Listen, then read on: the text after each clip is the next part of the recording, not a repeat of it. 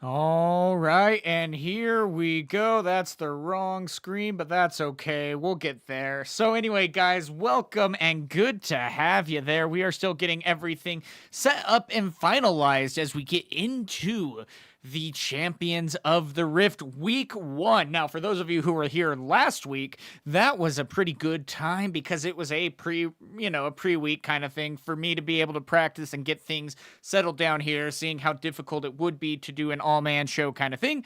And surprisingly enough, it went moderately smooth. So as we go into this next week, it's going to be really fun to see what kind of competition we have and what we are able to get on in competition. So good to see you, Daniel. Good to see you, Keldor. It's a great time to be here as we are playing Spiritforged. So for those of you who don't know, how this night is going to work is we have 4 rounds in total, regardless of how many competitors are here. This is to be able to determine who is going to be at the top of the match. With that, afterwards, you will earn a certain amount of points, which will be accommodated into a leaderboard. If you get first, you get 10 points. And this week with, we have 24 competitors, which means we're going to have, 4 or 5, maybe 4 top 4. Or top ones, So that's going to be interesting. And then you're going to continue to build up to be able to qualify for an end of season tournament to be able to compete for a custom playmat that says champion, and second place will get a finalist playmat with the champion of their choice. Now, the interesting thing is this is a free league. So if you want to be able to join this league, feel free to join the Discord down below. We have a sign-up list that is posted every Sunday that will allow you to be able to join with ease. So with all of that being said, we have, I think, about 4 minutes until the clock is locked and the participants will be locked in. Again, now we do have 24, and we got some interesting competition that is going to be here this week. Now, the biggest thing here is going to be that we have some familiar faces that we've seen in other games. We have Zebro, which is really good, was able to get first place last week with his, was it him? I can't remember. Anyway, Battle Tested was definitely there with his Azir deck, and then we also had the Downwell Ezreal that was able to make some waves there. And then also we have Prismaticism, a very competitive, well-versed competitor that plays Terra, who is also streaming this over on Twitch, so go check him out if you so choose. And then a couple of other really big players. I know Corey Millhouse, Bro Kane, that 10% Sundays, Gale wins for those of you who know, Game Slayer, Trainer Wyatt, a lot of really exciting competition here. So again, this is going to be a really fun time, and I can't wait to see what we have in store for you. So let's see what we got going on. A few more minutes, and then we will get everything generated, and we'll get going. So what are your guys' thoughts so far on the first regionals that we actually had with Spiritforged? Draven did end up taking it, but we still had Fiora that was able to get second place. So with all of that being said, how is the set 2 feeling for you guys so far? Let me know down in the comments in the chat box, and happy to have that kind of discussion. So again, we are at 2-minute mark here. And yep, looks like Mudkip gives me the follow. Good to see you, man, and good luck today in the tournament. Should be a really good time. Yeah, I love being able to cast with you guys. I love being able to bring you guys some exciting high competition here. And I mean, we are just getting started. So be sure to look forward to everything that will be coming your way. Personally, are we going to be seeing a lot more Draven this week in the tournament with these 4 rounds? Trying to get to the top is going to be really important. But I mean, heck, even last week, we didn't necessarily have all that much of competition really going around. So it's going to be fun to see. And good to see you too, Dominic Gorilla. Good to see you, and Animus. Awesome to have you guys here. So I think we are just about there. So let me go to round timer and pre-type at competitors.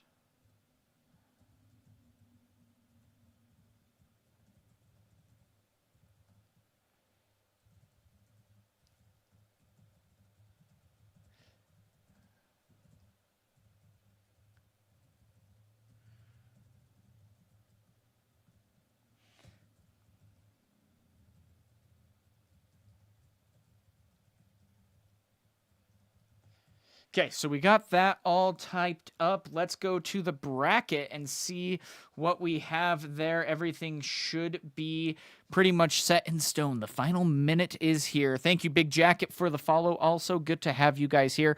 Also, this is probably going to be a little bit different than what you've seen in a lot of other online tournaments. We do watch the chat. We do make sure that we can talk with you guys and interact with you. So we'll have a lot of fun there with that. If you do have any questions, concerns, or things like that, always feel free to ask. I would rather you guys have your questions answered, if not by me, by someone in chat. So it's going to be really exciting to see what we have going on. It is 4 o'clock officially, so it looks like we will process the check-in results with 26 competitors and start the tournament. We are officially underway, and I will hit enter.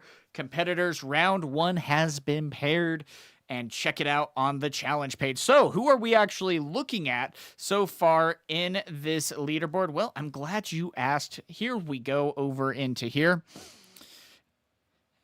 And we will see how this ends up going. So first and foremost, we do have some really fun options here. Corey Millhouse versus Weldorn. Words are hard. Zebro versus Bro Kane is definitely going to be a really good one. And Animus, yeah, if you want to join. Fortunately, it is too late this week, but it should still be something that you can sign up for next week. We do run this every Tuesday at the same exact time.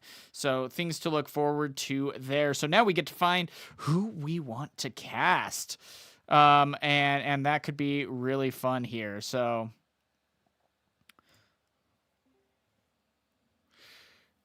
hello. You guys good if I cast you? Sure thing. Sorry, I'm not playing anything super spicy tonight. That's probably for the best. I don't care. So, awesome. Thank you, guys. All right, guys. So here we go. We are going to be getting Weldor's link and getting into the room. And so let's get over there and get things going. So how this is going to work is this is going to be a best of 3 match. And so we'll see how that ends up playing out here, but it should be really interesting to see how everything is going. Now, we are going to be wanting to see how this is going to go and getting things set up. We've also had some really cool updates coming out on TCG Arena. So for those of you who don't know, that is where we are going to be playing. And the cool part about that is that that's going to allow us to play on a free online server. You don't have to download anything, which is really cool. So we'll see how this ends up going. Also, good to have you guys. Rift you're finally following me. I thought we had followed each other a long time ago. Wow. Well, notifications hurt. No, but good to have you here. Thank you so much for the follow. So now we'll see how this ends up going. And we'll get things set up. So again, not necessarily anything spicy from what they said, but we'll see how it ends up going. So on the second place, we'll get you guys over there. It looks like it is going to be an Aurelia versus Kaisa. So let's get that set up real quick while they do their mulligans, and then we will get you there. So, I mean, I'm going to be really excited. So let me know in the comments below who you think is going to win. The Spell Slingers are going head to head here. So that's going to be a lot of fun to be able to have. So let's get this going.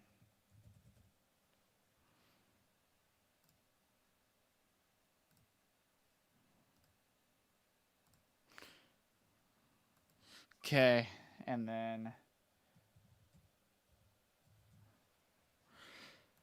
so here we go. Nope, this is an actual tournament that is live right now. We are going over to the page for you guys to be able to see how this is going to be working. Now, of course, I still got to change the battlefields, but it looks like we are pretty much good to start.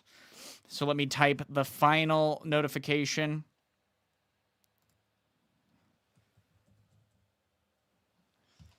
And good to start.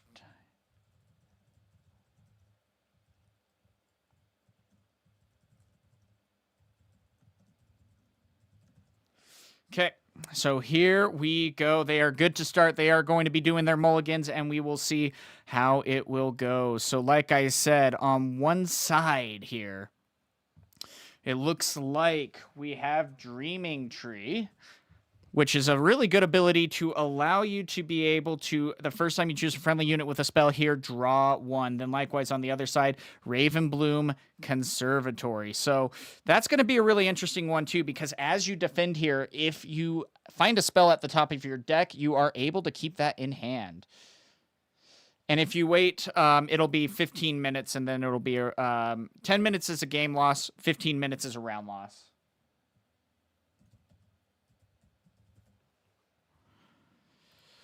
So we'll see how that ends up going. But yeah, if they don't show up, it will be an automatic round one.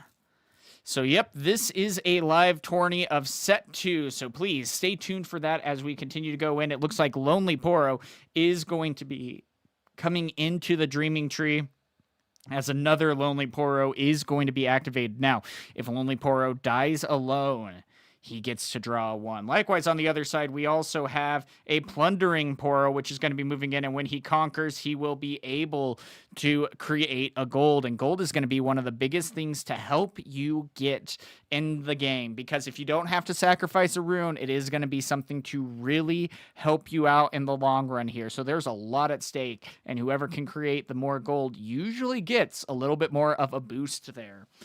So I'm going to be curious to see how the rest of this is going to go underway. And I mean, we had Kaisa in the China regionals do decently well. I think if I remember correctly, got 10th was the best Kaisa in this case. And so it's gone a little bit away from what we've always known, in the sense of, now that you're going against green and there's some not so fasts or things like that, and they have already changed how reflexive triggers work with an errata, it seems like that Kaisa's signature spell just isn't seeing any play anymore. And so, yeah, here we go to see how this is going to be ending up. But Weldorn is going to be up to 2 at this point. The Poro's putting in work. And again, as soon as they do get destroyed, they will be able to draw a card if they die alone. Now, the biggest thing about Aurelia is that she has a really solid ability, meaning that when you choose a friendly unit, you may exhaust me and pay a power cost to be able to ready that chosen unit. Then when you conquer, you can also pay 1 to ready the legend. So you could potentially use a lot there to get some real fun plays going. But the biggest thing that you need to be careful of is you do not want to sacrifice a lot of your runes here. If you sacrifice a lot of your runes, you're going to be finding yourself in a lot of trouble, and that's not anything that people want to have to go through here. But it looks like a Hextech Ray is going to be coming out, dealing 3 damage to a unit at a battlefield. That could very well be an Aporo, and he does die alone indeed, drawing a card. And so we'll see how it ends up going. But it looks like the majority of the competitors have been able to find their rooms, which is great. You love to see that. And so we'll see how this ends up going. But we're already seeing a big gold differential. But you're seeing 3 cards over to the 7 in Aurelia's hand, which is just absolutely crazy to consider. But a Falling Star will be coming in, double tapping on the Aurelia. That is going to be also a deflect cost that is going to be utilized here. And so that could be a lot of rune sacrifice. But again, Aurelia is a very spell-heavy deck, so you want to be a little bit careful about how you go about dealing with these threats. And so if you're not able to necessarily be prepared for that, yeah, so it's going to be going up to 7 with an Unguard being able to add 2 and 3 because you are choosing Aurelia.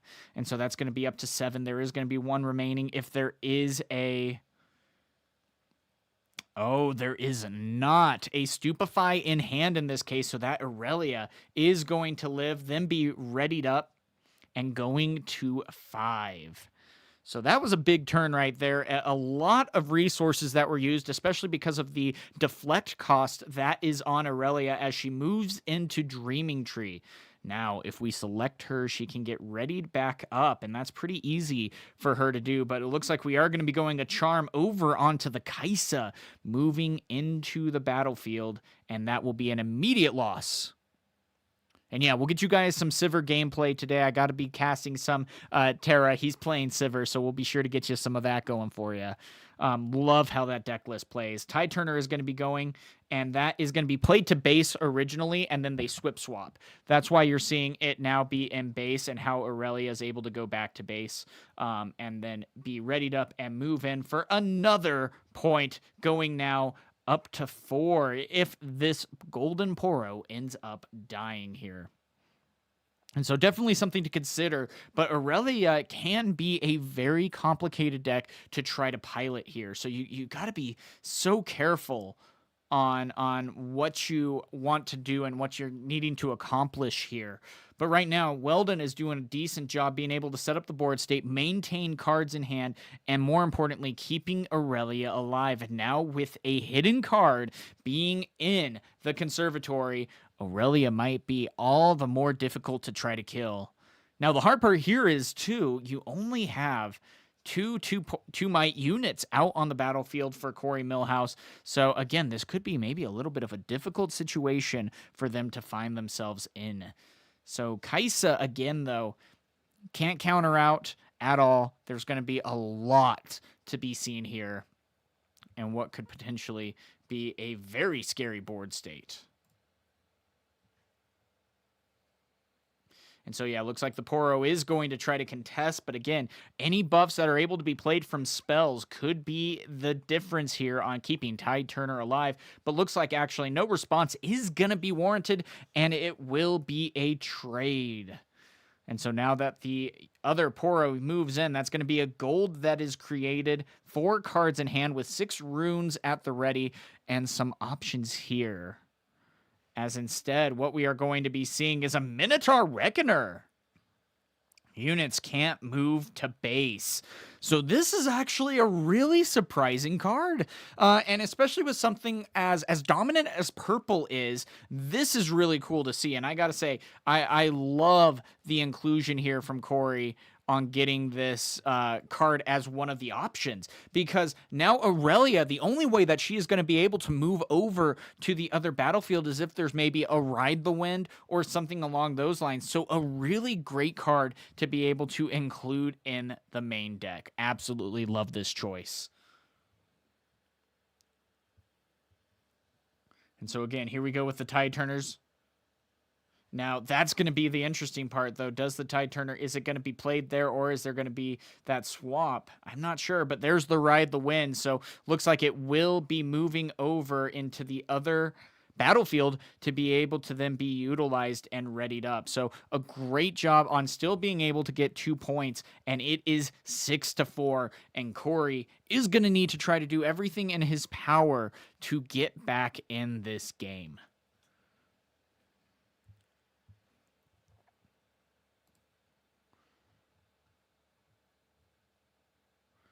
And so, yeah, this is going to be a difficult thing to try to balance out here.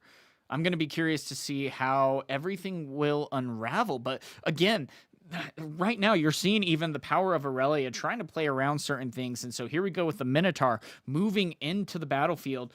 I'm hoping in this case, yeah, the Fight or Flight is going to be dead, but the top card being a Defy.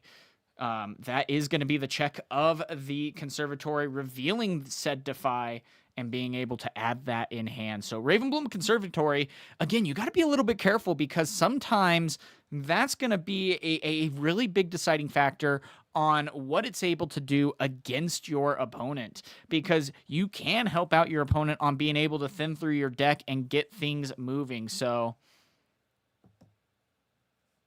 we'll see how it ends up playing out. But it looks like another Falling Star is going to be coming in. Again, that deflect cost on the Aurelia could be costing a lot here, as both gold are utilized to be able to pay said cost. But again, the Discipline is going to be adding 3 as the Aurelia goes up to 7. Is there a Stupefy in hand, or is Aurelia going to dodge death multiple times here? And the reason why there was no fight or flight was because of the Minotaur here. Units cannot... Sorry, he's tapping. Units cannot move from here to base, or units can't move to base. So essentially, fight or flight is a dead card at that point, so it fizzles away. Very good choice there. I love Minotaur Reckoner for that reason. But right now, we have a Darius at 7 going into an Aurelia. That could very well be a trade, as there is 6 damage still on the Aurelia, a sacrifice that is very much needed if the Kaisa here wants to be able to get back into the game.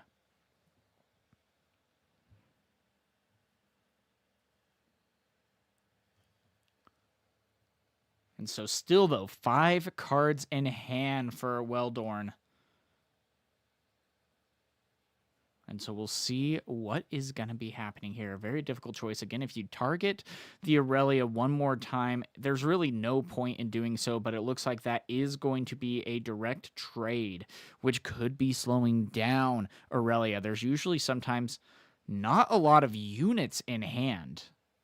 And so you got to be so careful of drawing too many spells and not enough units there, because that can really bite you in the back and almost give your opponent the game. But here we go, oh my gosh, with a Draven Audacious, which scores an additional point, and a Ride the Wind, which is going to be able to move in here and ready up. Now, of course, it does specifically say the first time I win combat each turn, you score 1 point, and when I die, choose an opponent and they score 1 point. But that is going to be the 8th point as we go into game number 2. So guys, that is some crazy plays right there. And again, being able to get that kind of answer is really awesome to be able to see. Absolutely a difficult situation to find yourself in, but having that Draven Audacious can be a big difference maker on making sure that you're able to get back into the battlefield. And guys, Ride the Wind is powerful. That Minotaur was very good at making it difficult to be able to move around the board and get some points. Awesome play there. But at the same time, Ride the Wind can even get around the Minotaur, stopping movement back to base. So game 2 is going to be a really fun one to see. I'm going to be curious to see if the Kaisa is going to be able to bring it back here. But time will tell. Now, of course, we are waiting for them to get everything subbed back out and then picking their battlefields. They will be able to play their side decking, but it looks like Obelisk of Power will be on one side, as on the other, let me actually spell Obelisk correct. Wow, words are hard. Obelisk of Power on one side, and then on the other, it looks like we have the Grove of the God Willows. So again, going to be really interesting to see how this plays out.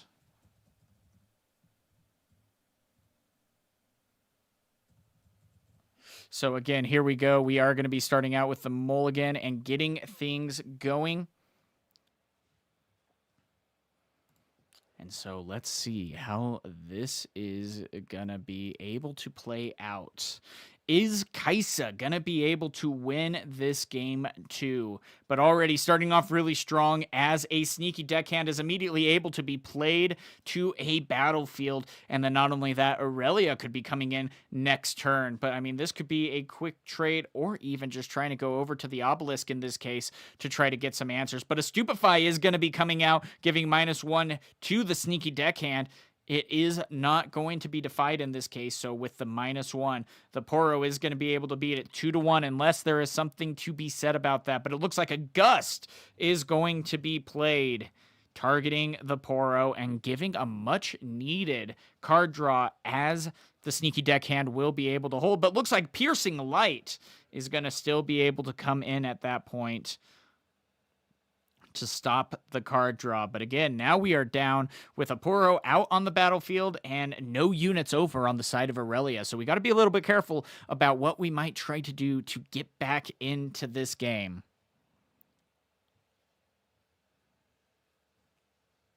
And so again, there's the Tide Turner, and that is it. 4 runes at the ready, so there could be a good chance for a double score here. And so we'll see. And yeah, there are multiple cards in this game that go above the rules, essentially. So just like how Ride the Wind can bounce a unit from one battlefield to another, even though it doesn't have ganking, Draven can also be above the rules in that regard of even scoring the 8th point. So things to keep in mind as we go about that. There are exceptions for the rules, but it looks like the Minotaur might be getting played again, and that was something that really slowed down the Aurelia, and especially if they're unable to find the Ride the Winds, this could be a very big difference maker.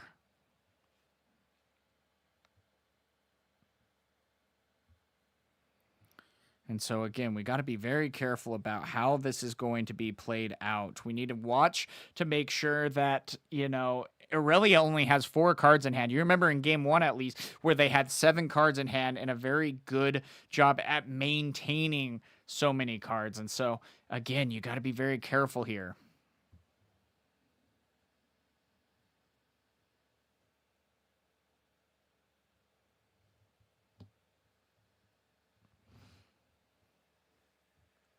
And so here we go, the Tide Turner moving into a Plundering Poro.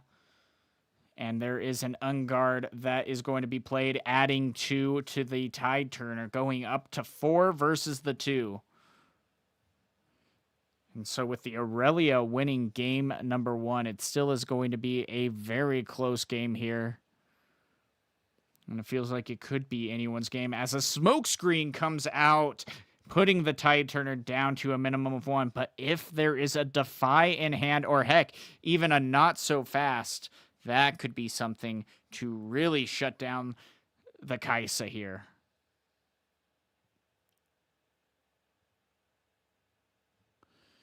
Okay, and so it does look like that there was Riot's latest FAQ from Spiritforged errata saying that Draven doesn't win the game there on the extra point. So definitely some research that needs to be done there in that case. And that's the thing. Yeah, there's been a lot of erratas. There's been a lot of clarification on the rules. So it's going to be interesting to see. I mean, what more there is to even find out. This is quickly becoming one of the most complicated TCGs in the card game sphere, which to me is just really funny because they always touted that this was a very easy game to learn. You can learn it in 5 minutes, and it's like, sure you can, but man, the interactions on here get so chaotic sometimes. And so, yeah, definitely can see. But it looks like another Minotaur is going to be coming out here. And I mean, gosh, if you thought one was bad, wait till you get another. And that 5-for-5 might is going to be an interesting thing to see how it can continue to impact this game.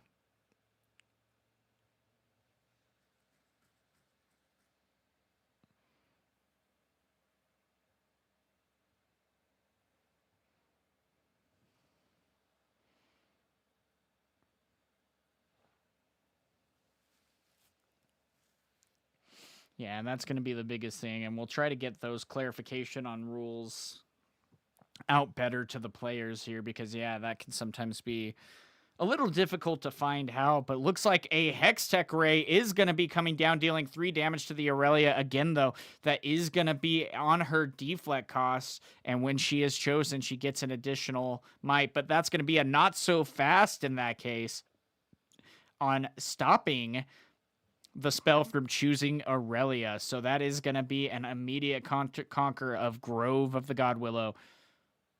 And then just like that, another sneaky deckhand is going to be able to come down and get up to 3. But with only 2 cards in hand, it is going to be a little bit difficult for Aurelia to maybe continue to stay in this game, especially if she is locked down into the battlefield. There's only so many responses that you could potentially have here.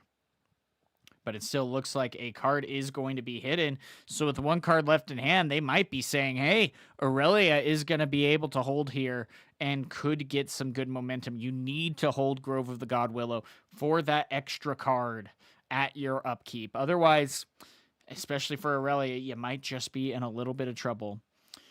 And I mean, gosh, right now, Corey Millhouse at 11 runes out on the board with Kaisa.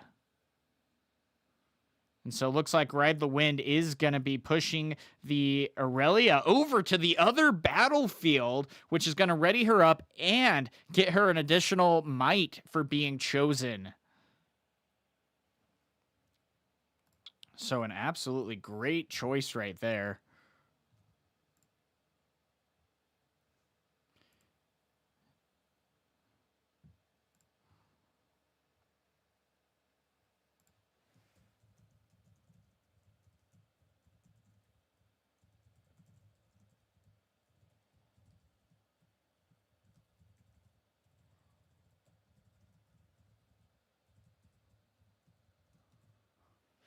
So I'm going to be curious to see what is going to continue to happen here, because this is a wall that is built, but it looks like even with all of that, the answers are in hand with that cleave being able to get over that wall. And so great play right there on taking down some much needed momentum, and only one card is going to be in hand for Aurelia at this point as Kaisa is played out.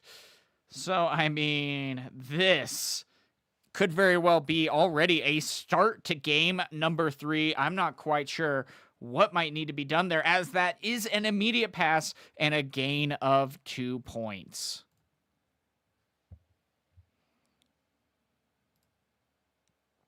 And so it doesn't matter how many runes you have at this point. If you don't have a unit in hand, you are putting yourself on a clock. But it looks like a discipline, even just to try to draw a card at this point, going to be targeting the Minotaur. And this very well could be the end here. Aurelia just was not able to find the game, as that is game. And we are going into game number 3. So the Kaisa was able to come back in and get that win. And I mean, that was the biggest thing. If you're unable to get that card draw, if you're unable to really utilize those resources to continue that hand size, you're going to be having a very difficult time, especially with all the removal that Kaisa is able to maintain.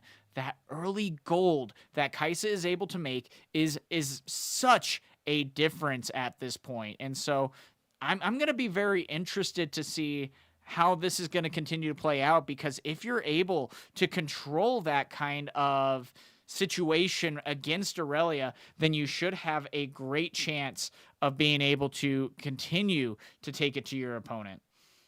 And so it looks like right here we have Forgotten Monument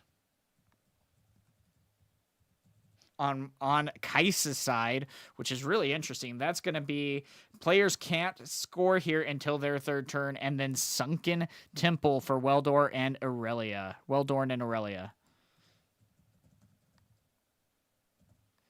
And so, again, this is going to be really fun to see how this game 3 goes. It is coming down to the wire, and can these competitors end up getting there?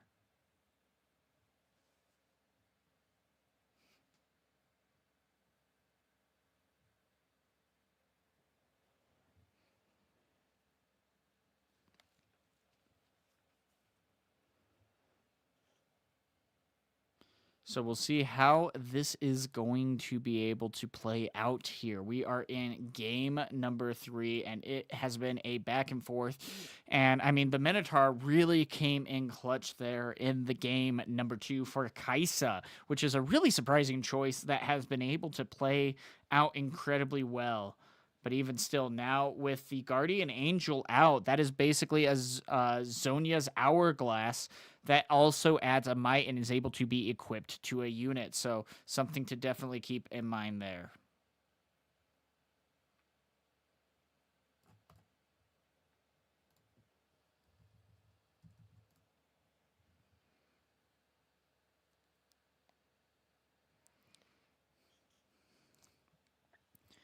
And so here we go. The Poro is going to be moving in with the cleave at this point.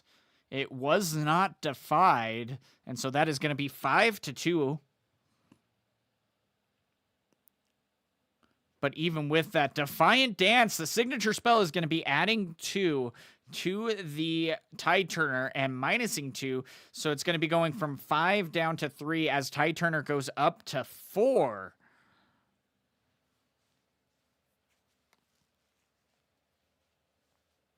But Void Seeker is then going to be coming in to dealing that 4 damage.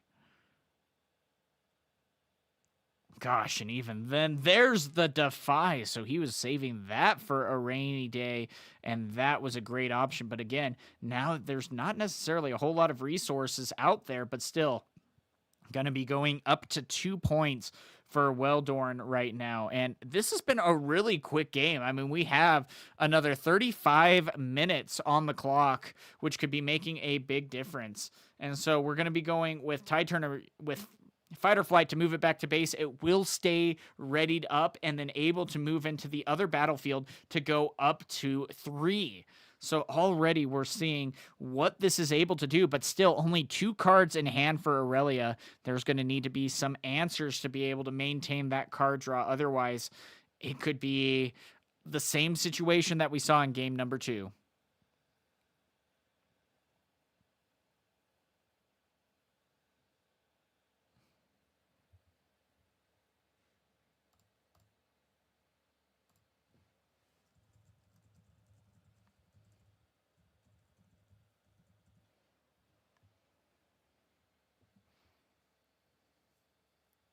So again, here we go.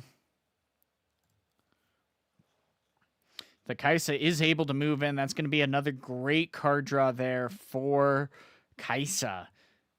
And Stack Deck, the first one we've seen this entire match, is going to be a big difference maker here. And so we'll see what's going to be able to happen and what there is to even expect, because at this point, you need to be able to get some cards out. You still, of course, have the Aurelia that is able to be played and having the Guardian Angel attached, which you can then use to be able to move in. But still, this is a difficult situation to be had, and it looks like that very well might be the avenue that is going to be crossed to try to get back into this game. But I'm still a little bit worried about 2 runes at the ready. We've already seen a smokescreen be used in this game, and with a tapped out Aurelia going into where Kaisa very well might be, that could be costing you. And so Aurelia doesn't necessarily run a lot of called shot normally, mainly due to the fact that her legend ability already has so much of a power cost to it that you don't want to be recycling more runes there. And so Aurelia is going to be moving into the Sunken Temple. That is going to be at 6 there to be able to draw a card. But again, you can't pay the cost there. So unfortunately, that is not going to be able to be done. But right now, it feels like even down by 2 points, Corey has a lot of momentum here, being able to now have 8 runes at the ready and 6 cards in hand. Thousand Tail Watcher is going to be coming into a tapped out Aurelia, and it will be accelerated. And so that is going to be a much-needed conquer. That's going to be going up to 3, drawing a card as well, and passing. And so this is going to be a close game, and Aurelia needs to start drawing some answers to really take care of the board state. The card draw is in Kaisa's corner right now, and that is going to be continually more difficult to have to deal with the threats on board. I mean, it was such a back and forth here, but now the Aurelia is immediately going right back in with an Unguard. That's going to be adding 3, going up to 8 to a tapped out Kaisa. And so immediately that is going to be answering the call, putting Weldorn up to 5.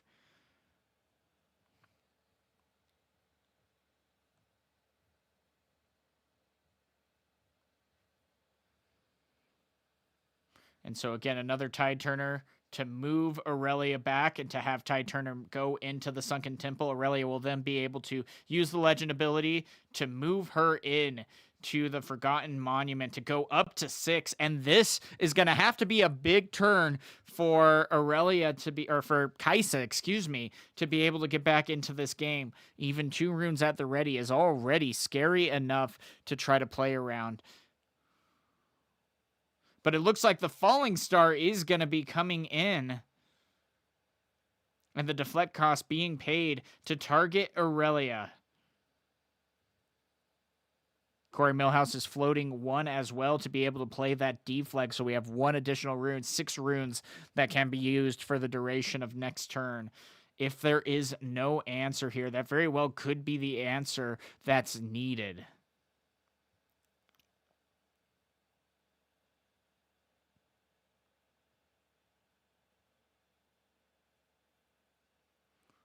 And so still the 2 is going to be coming out. That Falling Star has not been able to take out an Aurelia yet. There's been answers every single time here. And the Discipline is going to also refill the hand a little bit. Now, is there going to be a smokescreen in hand? Yes, there is.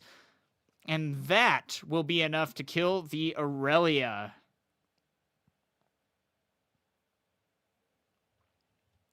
And so, well played there.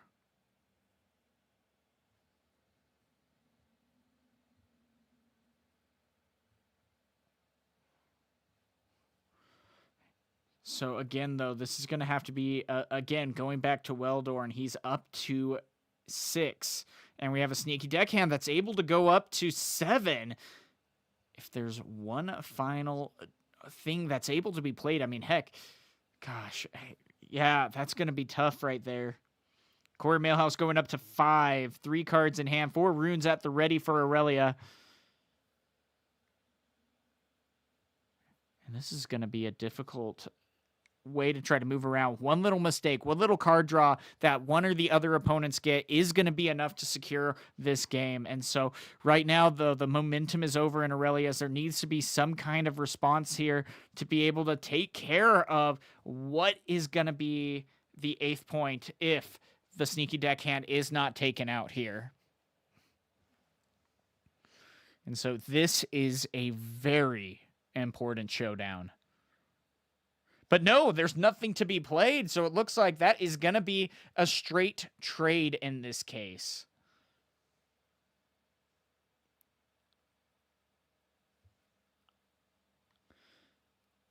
And so there's the Minotaur going into the battlefield. Again, maybe for that little bit of defense. But the Kaisa can no longer move back to base. So it's kind of a little stagnant there, but still 9 might in a battlefield is not anything to bat an eye at. But still, here we are. And I mean, the Stellacorn Herder coming in is going to be a really big choice when I move draw 1, which is insane with Aurelia. The difficult part is you're only going to necessarily be able to move into the Forgotten Monument. And so right there is Ride the Wind to move it in. That's going to immediately be able to draw a card and also draw a card because of the 7th point. And so could get some answers there to try to maybe take down this final battlefield, though it might not be enough with only 3 runes at the ready. And so, yeah, we might not be able to see a whole lot going on here. But Corey Millhouse going up to 6 needs to be able to take out the Stellacorn. If not, it is going to be game. But there is a Hextech Ray that is coming down. And it very well could be that this might bait out the Survival and then immediately sending in the Draven, though, or the Darius, excuse me, though not so fast, is not going to be able to count that spell as being played now. And so there is a Kaisa that is accelerated. Is there maybe a cleave? Or, yep, is there maybe a cleave that can be utilized here? But it is going 4-3. And that is going to be a major conquer there, as Corey Millhouse might have just secured this game. And so I'm left here being like just a little bit shocked by what just happened here. I mean, you're going to have to now be able to conquer both battlefields, and if you're not able to, then the game's pretty much over at that point. But still, there's Boots of Swiftness still. I don't know how you're going to be able to get over the 9. Maybe a... No, because you have to be able to... Well, no, once you conquer this, then you could go over... Ride the Wind, or Fight or Flight. Nope, you can't because of the Minotaur, so you would have to take out the Minotaur. And so, yeah, I don't know how this is necessarily going to be a victory that is able to be secured here.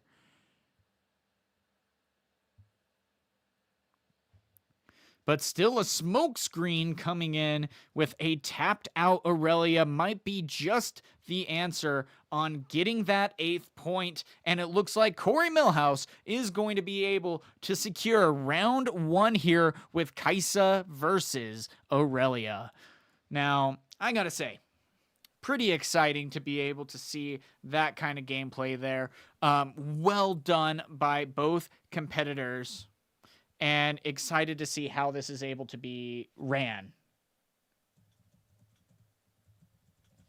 And so, yeah, I'm really surprised here that Kaisa still seems to have a place in this meta. I mean, it did have that little bit of falling out here, to where even in set 2, we're not necessarily seeing anything really happening with even the signature spell being utilized because of the counter spells that are now in this game.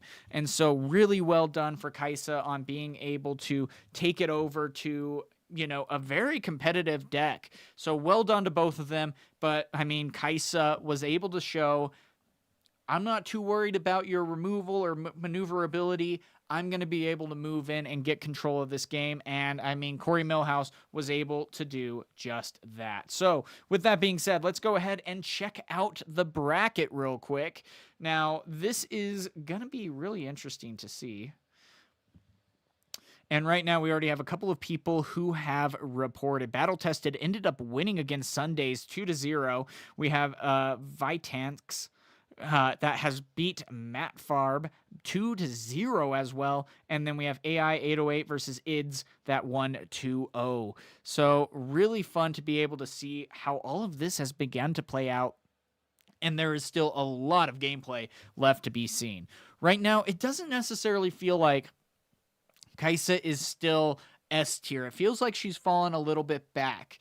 It feels like she could very well be that A tier, lower A tier, because again, the removal is very difficult to try to interact with because of how prevalent deflect is and how many counter spells are even going on.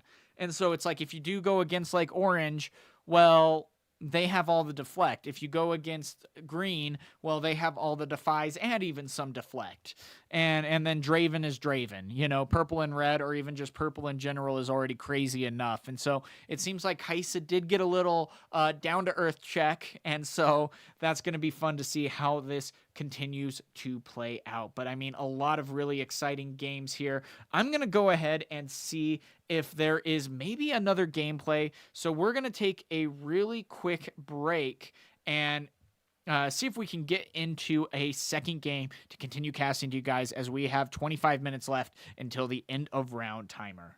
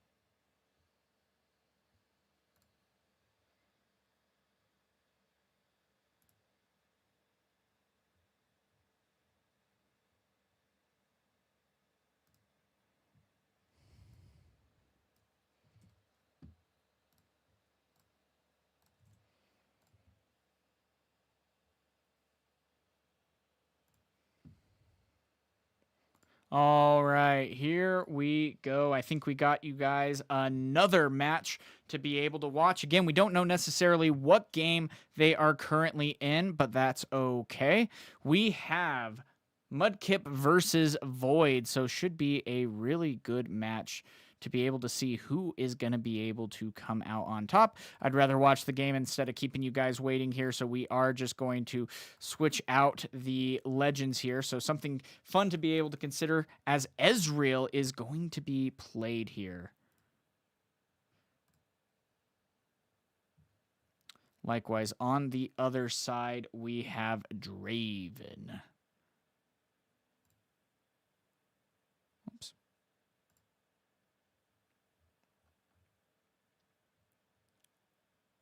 So we'll see how this ends up happening. What ends up going on with this? Let's see. It says we got disconnected. So they might have just finished their game. Dang it. Oh, that sucks. Oh, well. Anyway, guys, so yeah, we'll go ahead and check out the bracket then to see how everything is going to be going. Yeah, it looks like Terra just ended up beating Trainer Wyatt 2-1 with the Sivir. Really awesome there. And we have a couple of other people who are going to continue to play out. So it looks like, yeah, we do have a couple of minutes until, of course, the next round. So would love to see an RE style deck like the one in China. I saw you found one interesting too. Yeah, it very well could be a kind of surprise, a surprise legend to be able to use. And so I'm going to be curious to see if Ari might actually be a little bit more powerful in set 2. And it looks like it might be. I think it got like 22nd place in the China regional. So it might be something to really surprise your opponent. But something like Not So Fast is a really big difference maker there, and something that can be utilized. And so let's go ahead and actually take a look. We got some time for a couple of deck lists and things like that. So let's actually...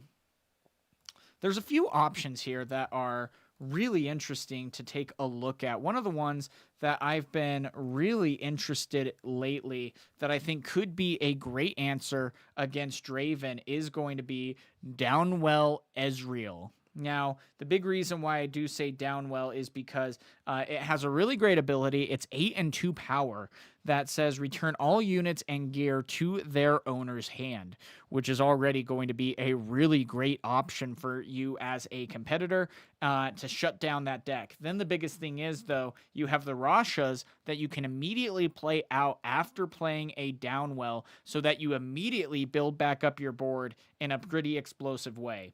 Then, of course, we even have last rights to be able to get those cheap units out when we conquer. And so when I conquer or hold, you may play a unit from your trash. Something very easy to get back the Rashas that you might have discarded or that were killed.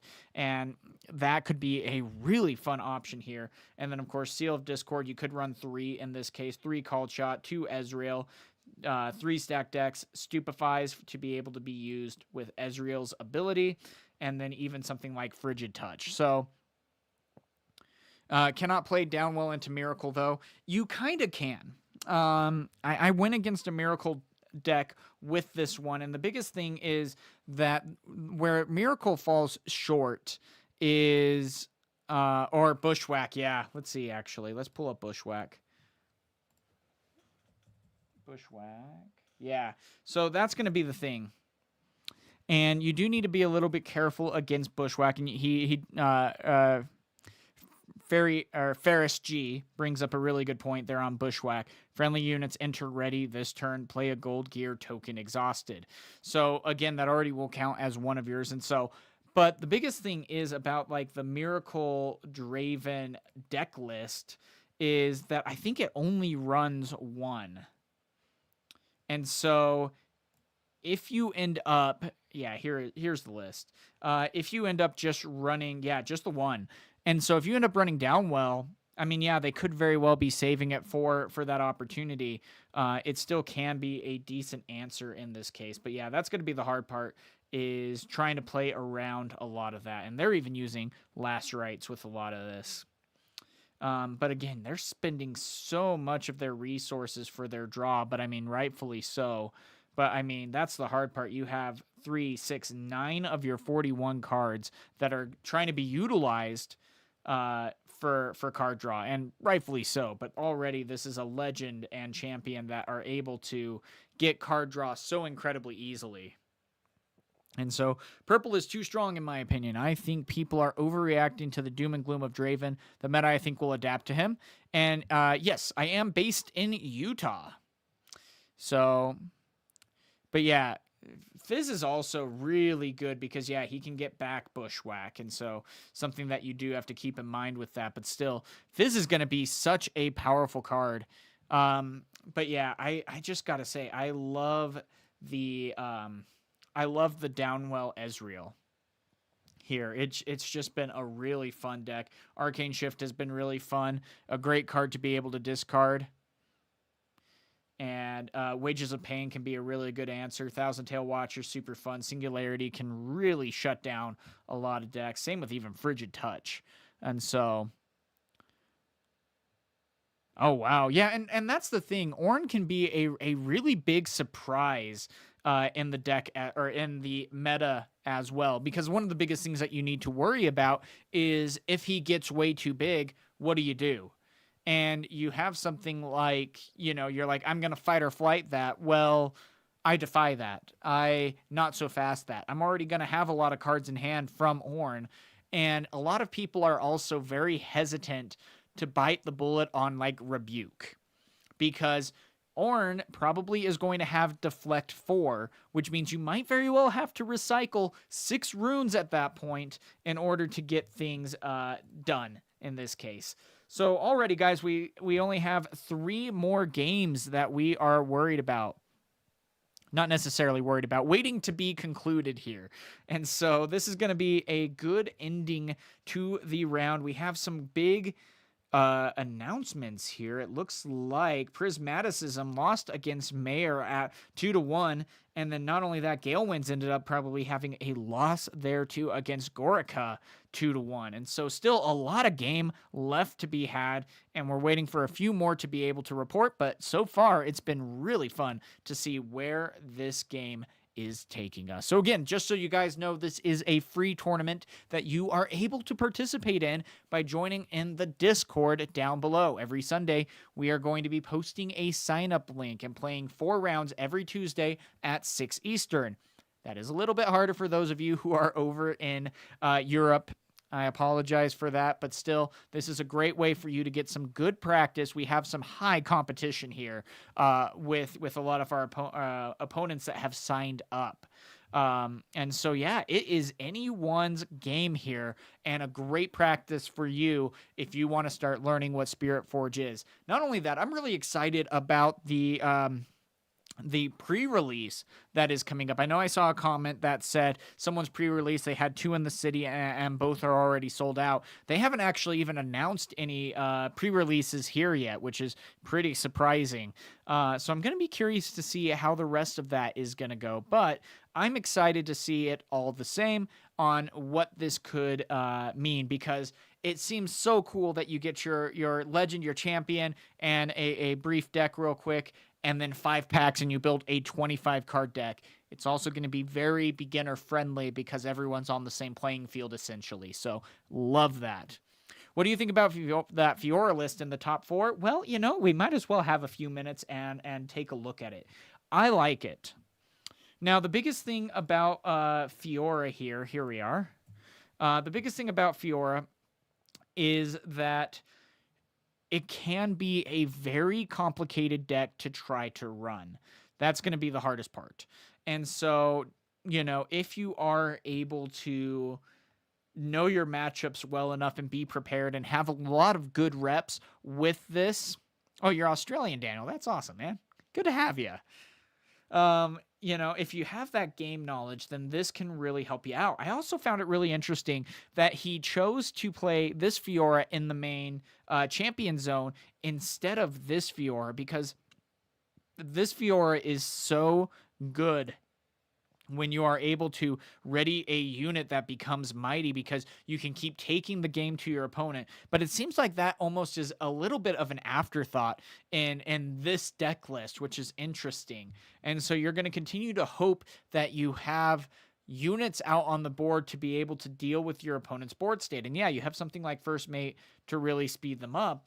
But I gotta say, I love the Set and Lucian. I think that is one of the most powerful combinations here for you to be able to use, and it can put in an absolute ton of work. For those of you who might be interested in Fiora, here is the link for you guys. And it's like I said, it is a very interesting deck. So yeah, it looks like we have about 10 minutes until the game is done, or round 1 is done. So I'm going to be taking a really quick 5-minute break before we get into round number 2. And so we will see you guys soon. I should update that. That would be nice to update. Now it's right. Okay, I will be right back.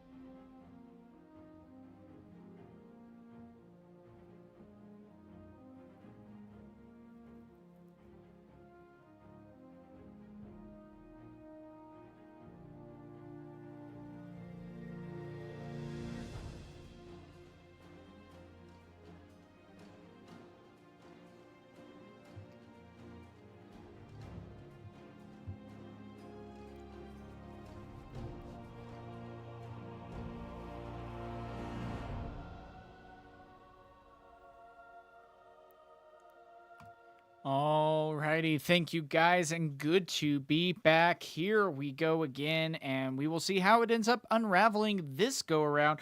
We have a couple of minutes until the or the round one timer ends up expiring, and also because of that, I'd rather just not leave you guys sitting there by yourselves, just bored, watching a screen turn endlessly. So instead, we're just gonna sit here and talk about Riftbound, all those things. So looks like we just have one game that is ending up here.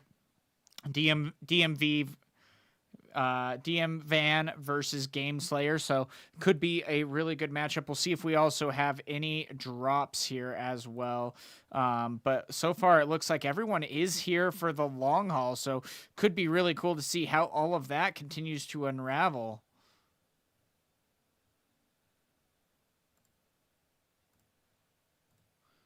Let's see what we got going on here.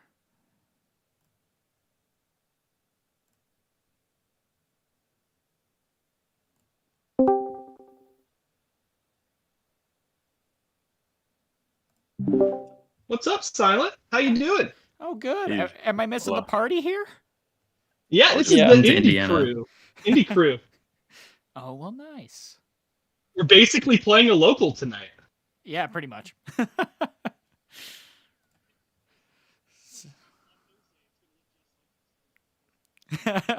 I need to join the Thursday night. I just keep having my soccer games be Thursday night fights with what's his name,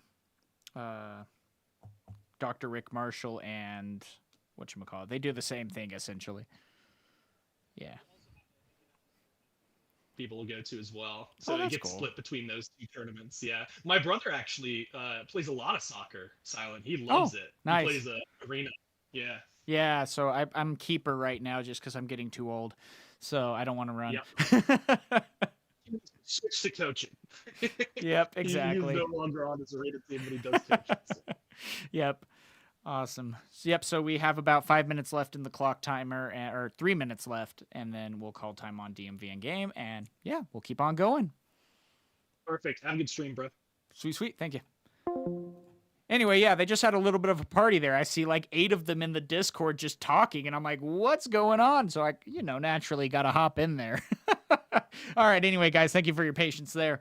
But yeah, that's really fun. So again, we have 3 minutes until the timer is done, and we will inform DMV Van and Game Slayer that they are on turns. Again, this is a 60-minute clock, so turns will be 3 turns, starting with the active player being turn 0. So then you go after he passes 1, 2, 3, and then the game is over. You have to win by 2 points in order to call it good there. So really interesting to see. We'll be curious on how it turns out.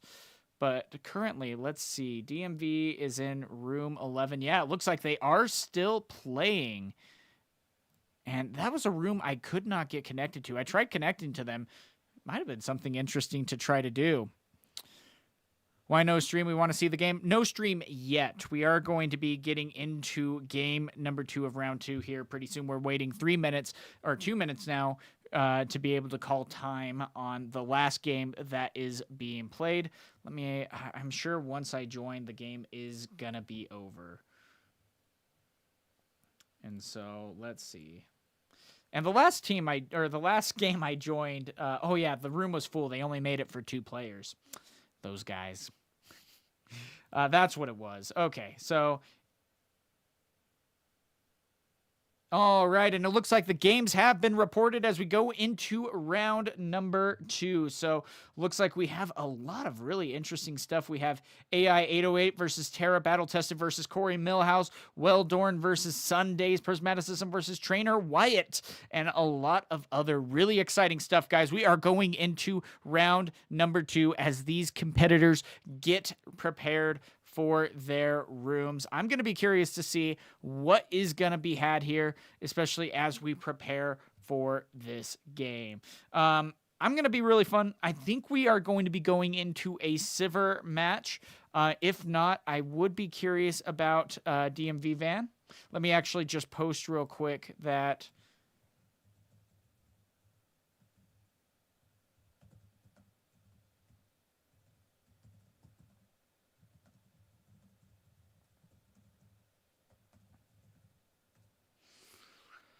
So, yeah, okay, round will start in 5 minutes. So, people are going to start getting into their lobbies if they haven't already. So, we'll see how this round 2 ends up going, but it should be a really good time. I'm going to be curious to see what might be had here. So, again, I'm really curious here.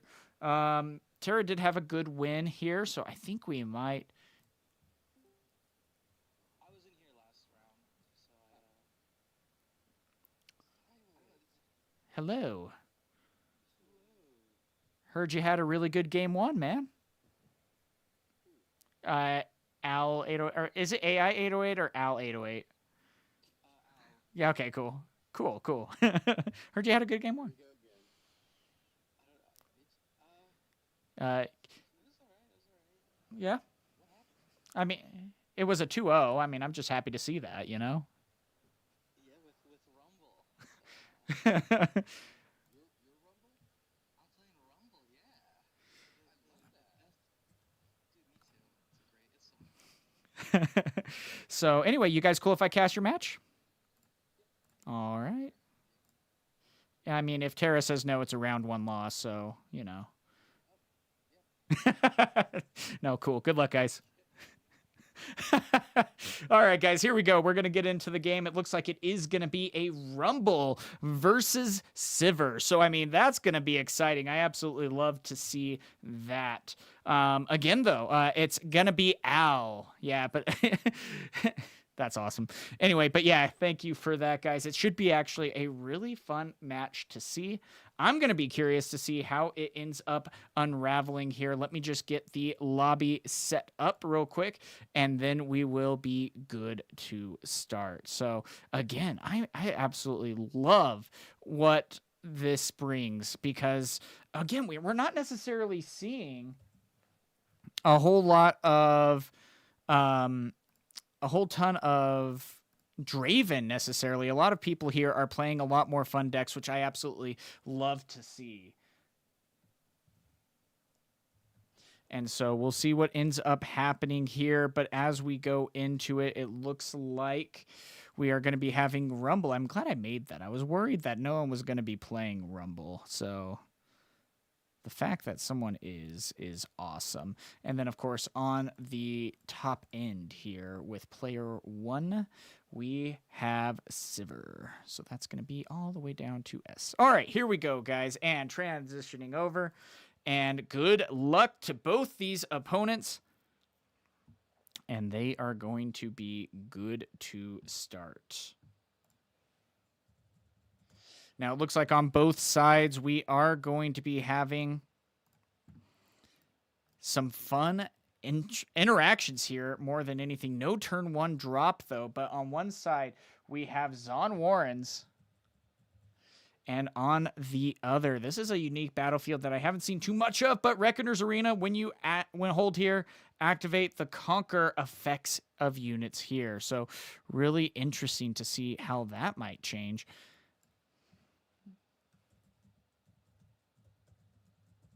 And so that's going to be really fun. So take your bets right now on who you think is going to win this round number 2 as Sivir takes on Tara.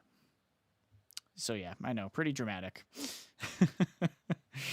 Anyway, guys, yeah, so this is going to be really interesting because right now we haven't necessarily seen a whole lot of Rumble going on here in the meta. And it seems like that Rumble has fallen even maybe a little bit behind, but right now we're seeing Sivir getting a lot of utility going on here, creating a lot of gold. I gotta say, I love Sivir's legend ability that when you recycle a rune, you may exhaust me to play a gold gear token as exhausted, and then when one or more enemy units die, ready me. So there's a good chance that you could time it really well to where you create a lot of gold for free, you know, and that can keep a lot of your runes out. So early game, you sacrifice a few more runes, but when you get to that mid to late game, you can really make an impact here for the rest of the match. And so it's so fun to be able to see what is able to be done here. And I'm going to be curious to see what Rumble is going to be able to do to respond to Tara playing right now. And so, and I mean, right now, he's already been able to discard the scrap heap to be able to draw 2. Rumble, though, has 7 cards in hand. Going to be hoping for some type of response. I'm wondering what he possibly has in hand that he did just play out one of those units, or, you know, that bot card to be able to get, play a 3 might unit mech token here and then draw a card. So already that's going to be a really good utility, but I mean, when you're paying 4 for that, it does not feel good. And so going to be going into the other battlefield and then immediately paying 5 to maybe playing the Rumble there. That's going to be a play and a half because, again, this Rumble has the ability that when your mechs here have +1, including me, and when I hold, play a 3 mech unit token to your base. And when you hold here, activate the conquer effects of units here. So that wouldn't be activating there, but still getting the hold. I thought it would, but sorry, that was my excitement for nothing. But still, I mean, that's going to be a really great ability on trying to get into this game early. If you can create a lot of 3 might bots, you are going to be able to control this battle. And Terra is going to need to start getting some answers out here sooner rather than later, because the last thing that you want is a bunch of 3 might bots running around rampant. And so already we're going to be seeing a gold being spent as a rebuke is going to be coming out, though, on the free bot here. So could be potentially having an answer on trying to move in and get a answer going with something like even a punch first. And yeah, that's exactly it. It is going to be a punch first, adding +5 to the treasure hunter. Oh, and it is going to be the battlefield one, and fight or flight is going to be moving it back to base. So that is maybe going to be a little bit of a wasted card. But again, you're going to be getting 2 gold out of this. And so already that is going to be a great answer to a kind of scary board in the beginning. And then, of course, the treasure hunter back in base could move over to the other battlefield if they so choose and create even another gold. But right now, Terra is going to be at 5 with only 2 cards in hand on the or 3 cards in hand on the following turn. So something that you got to be a little bit careful of in that case. But Rumble is going to want to try to get into this game. The scary part is there's not necessarily a whole lot that Rumble can necessarily do to accelerate units out. And so this very well could be a turn where we're going to be watching Al rebuild his base, essentially. And that could also be giving another 2 points and 3 gold potentially back to Sivir on top of that. So we could be sitting with almost 5 gold in base. And so it's something that you got to be careful about. But a falling star is going to be coming down at that point. A great response to an already scary field. Now, even sacrificing those 2 runes is going to be a major hit here. But I mean, even outside of that, I got to say, I absolutely love what that was able to accomplish. But only 4 runes up. And no additional units. I'm really curious what this deck list could be at this point. And so immediately going to be spending all 3 gold to go into a battlefield. Zon Warrens to be able to discard and draw 1 on Conquer. Now, of course, without spending any of the runes in this case, that's not going to be generating any gold. But it looks like an Overzealous Fan is going to be discarded there. But still, right now, with no cards, no units out on the board, that is the last thing that you want, as a Stupefy is going to be played, minusing 1 on the Sivir. And even just probably trying to get more cards. But, I mean, it's like you already have 8 cards in hand. So what are you going to be able to do as another Stupefy is coming out? Just trying to get those answers. But 3 is going to be tapped, recycling 1 for a Void Seeker to be able to destroy the Sivir. And again, this might be actually maybe a little bit to the benefit here of the Rumble, because if you're able to continue to answer those that are out on the board, you might be finding yourself in a really good spot. But still, there's the Rasha coming down for 2 and a power. A gold is going to be utilized with the sacrificing of that battlefield, and the boot is going to be immediately equipped just for that little insurance on trying to survive the falling star.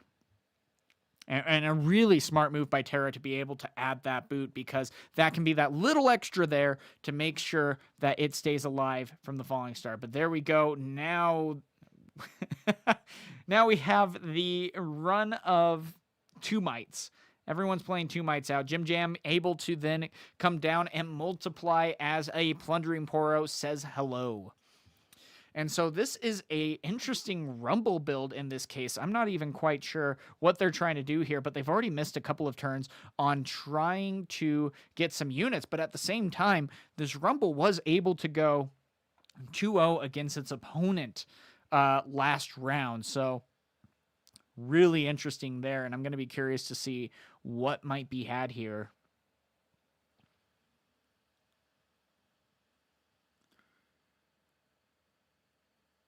So Terra only has 2 cards in hand, though. That's going to be the difficult part about this situation here. But still, if he's able to get in and continue to make an impact, he could very well be happily going up to 6 points and even sticking the Rasha still in the backfield for the following turn. But at the same time, yeah, you do want to try to get rid of the cards in hand. The sooner the better in this case. A Fizz, though, is going to be coming out. Another great play. That is going to be able to get a spell, but I don't think there is a punch first that you wouldn't want to play necessarily. Maybe a fight or flight that wouldn't do anything. Yeah, so it's literally playing a unit to play a unit in this case. And then, of course, moving in the Treasure Hunter, that is going to be going up to 5, discarding 1 on the move, draw 1, and then again for the Zon Warren's Conquer effect. And it could be a Hextech Ray that might be coming out here. They said wait, so we might see a activation being utilized here.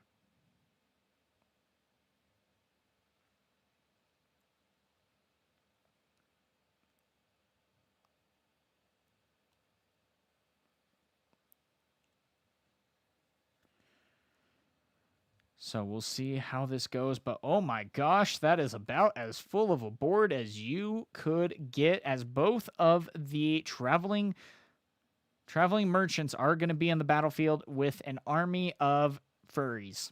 And that's about it. Gosh, you got a Poro and 2 Gym Jammers that are going to be trying to take down this entire field here, and that is going to be scary. Not only that, if there is even a fight or flight that could be utilized here, it really could devastate the Rumble. But the Rumble needs to be able to take both battlefields and try to deal with the backfield. Even something like Singularity, while that might seem pretty helpful, might not be enough to answer the threats out there. You're not going to be able to kill the Rasha. But you could take out the Ezreal and the Fizz. But even then...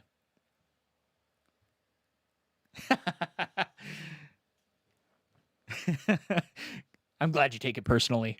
No, I'm kidding. But anyway, yeah, this is going to be interesting to see how this ends up playing out. I'm not quite sure what Rumble is going to be able to do to try to get back into this game, and this could be it for game 1 for Al.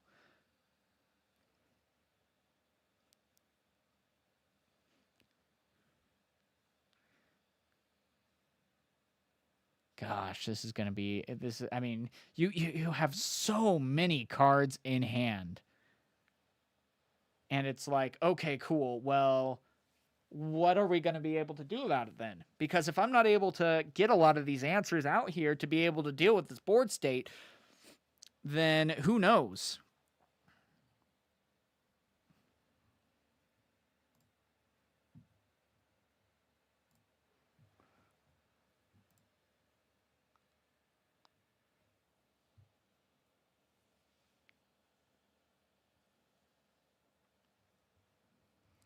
And so we'll see how it ends up being played out here. So if discipline is countered, does Aurelia still get +1 from targeting? What do you think, chat? If discipline is countered, does Aurelia still get +1 from targeting? Let me know.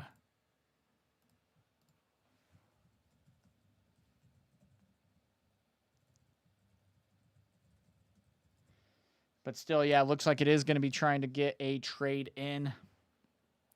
Again, I don't know what you could be having in your hand to not necessarily have these answers, but it looks like there is going to be the punch first coming out.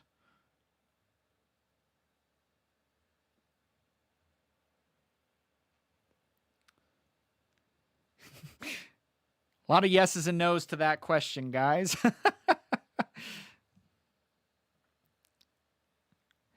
So,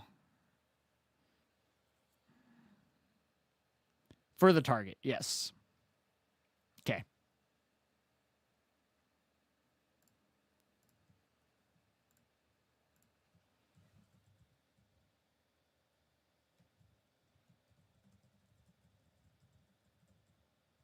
So does Aurelia get the +1 from the targeting then?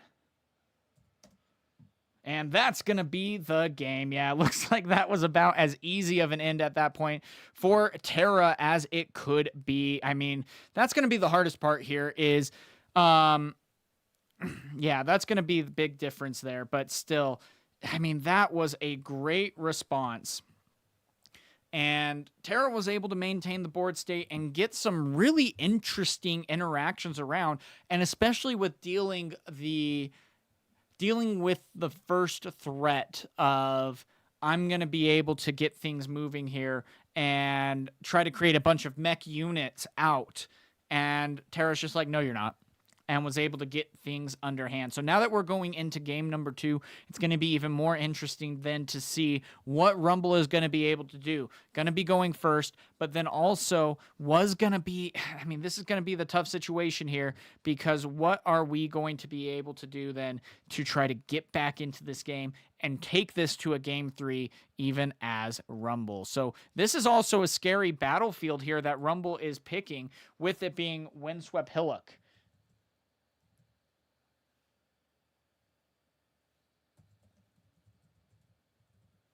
Because that ganking can be something to really benefit the Sivir there. And Tara's probably very happy right now with that. And so it's going to be an interesting game number 2. But right now, I would be saying that the advantage, if anything, from Battlefield alone, and also not another 2-drop, is going to be going into the favor of Tara at this point. I'm not quite sure what we're going to be able to do, but there's a Kaisa that's going to be able to come down. But even with that, there's a lot of answers that could be absolutely devastating here to take care of the Kaisa that Sivir could dish out here. So what floating a rune is that when you have to pay the power cost, but all your runes are ready and you haven't used them yet, you're able to tap it to create a rune, essentially, so that you don't waste it when you pay a power cost. And so that rune is still there, even though the power cost put that rune at the bottom of the deck, if that makes sense. And so it's something that we do in Magic the Gathering a lot too, sometimes. And I've done that a few times in Magic, at least, and things like that. So anyway, but yeah, it's a good question. And so yeah, Tara's going to be moving in, playing a stack deck to be able to draw an additional card. Already a great response there. 2 cards in the discard. And Sivir is rocking and rolling as we move in, with a gold being created and a fizz being played so that a stack deck can again be utilized, and looking at another 3 cards to be able to... Oh, wow, that faded out quick. Looking at 3 cards to be able to add 1 card into hand. And again, that is going to be the power that Fizz is able to give you. And I got to say that Sivir is a really interesting option here as a legend, and could be a one to really keep an eye on.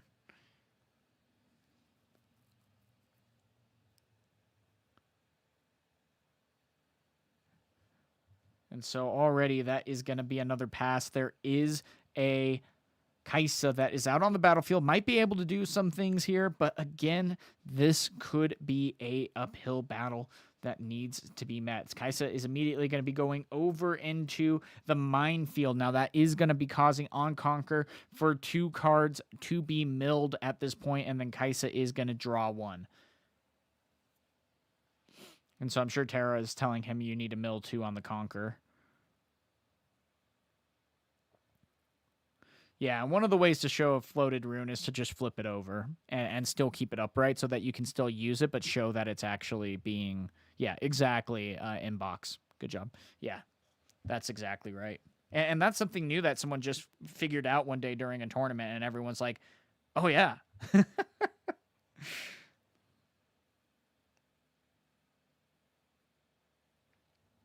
And so, again, here we go into turn number 3 for Terra. And again, the falling stars are coming into place, but still, that was a lot that was ending up being used. But still, with even 4 runes at the ready, Rumble is, you know, starting to get some interaction going. But again, you're fighting almost an uphill battle here on trying to get things moving, because right now Sivir is going to be coming in, and with 2 runes being sacrificed on the accelerating cost, 1 that's going to be creating a gold, and 2 that's going to be able to give her +2 and ganking. And so a great job there. And that is going to be a discard and a pass. And so this is going to be interesting to see what will happen here, because we got a Rumble Hothead that is out in the field. And it looks like 3 cards and a recycle for a Void Seeker on that Rumble that very well can't be that can be reacted to but not actioned to. So a great play there and a great answer on getting rid of the Sivir, because if he would have attacked in, very good chance that there was a punch first in the hand. But by playing the removal, that was a great response there. And so immediately that's going to be another point that is able to be utilized. 3 left here that are being tapped. Whoops. Oh, I didn't mean to ping that. Anyway, but yeah. Oh my gosh. And then that is going to be Bubblebot. When you play me, ready another friendly mech, and using the Windswept Hellick will be able to take both of the battlefields and go up 3-2 against Terra. And so already this has been a great response on getting back into the game, and now Rumble is ahead. But right now we have Sivir having 7 cards in hand. And so with Arasha already coming out for 4, maybe a little bit of a desperation move, but a Ride the Wind is going to be able to do the same thing that, you know, the mech was able to do last turn. And so we're going to get another 2 points and a big swing in to take on this Rumble as it goes the way of the earth and finds itself in the trash. Yeah, you're able to join these tournaments at any time that you would like. The Discord link is down below, and I post the sign-up link at every Sunday, usually afternoon. And you have until even the tournament starts to be able to sign up for that. And you can join one week and not join the next week. It's all up to you. So feel free to join this as much as you want. If we have 50 people join, we play 4 rounds. If we have 5 people join, we play probably 3 rounds.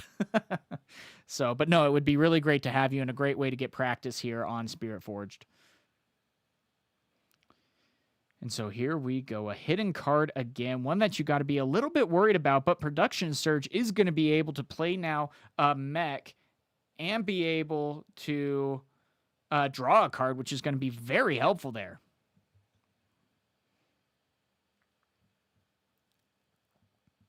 And so I'm going to be curious to see, again, like, yeah, you got a really good card there. Glad that that was able to cost 2, but you got to be worried about what that face down card is. It very well could be that hidden equipment that adds +2, which would be a very viable option there, but it also could even be a fight or flight or even something else entirely. So you got to be a little bit careful about how you attack in.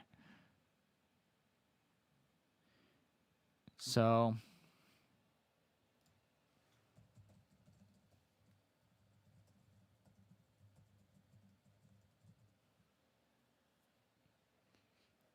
again, we'll see what is maybe able to be done here at this point. But still, there's the tapping and the reinforcing. But again, you're tapped out, and you got to be hoping that there isn't like a ride the wind or something that Rasha can then, and if this is, it is a fight or flight. Yep, I hovered over it. Dang it. So he can send it back to base and then immediately come in and try to take that down. Now, of course, there is going to be the +1 on the defending there. So that is going to be 5 at that point. But are you okay with just sending in the Rasha to its doom in order to stop the mechs from being made? It is 4-4 or 5-4 currently. So you got to be a little bit careful about how you go about that.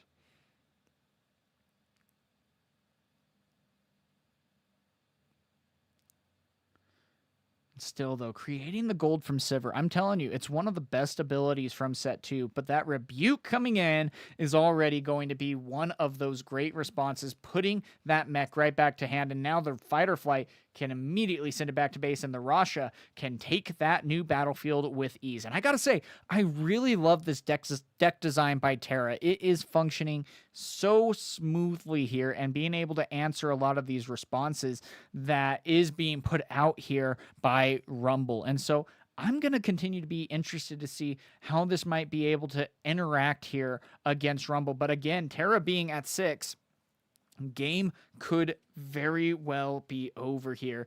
And it's like, yeah, without a ton of the removal, it's like, well, what are we going to be able to do with this current situation? I mean, Singularity right now would be an absolute game changer of a card, because you would be able to clear everything out and still get a battlefield at that. But otherwise, it's like,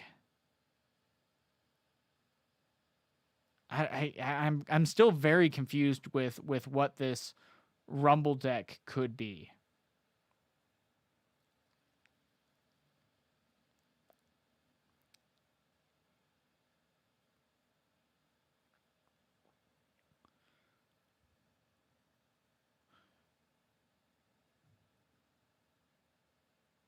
And so, yeah, I'm very interested to see what might be happening here. And yeah, looks like we might be thinking on it a tiny bit. We'll see if there's anything potentially going on about that. But again, this is going to be a big turn for Rumble. They need to be able to deal with this board state, and they need to be able to get something done. If they're not able to do so, then this is going to be a very quick 2-0 for Terra, and that's going to be about it.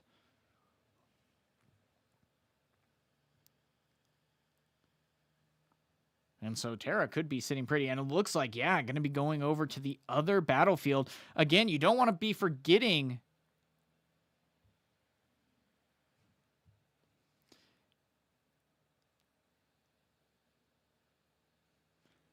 and with a Furus Forerunner, that's going to be an interesting response there. But again, going up to 7, moving over, and then even playing something along the lines of a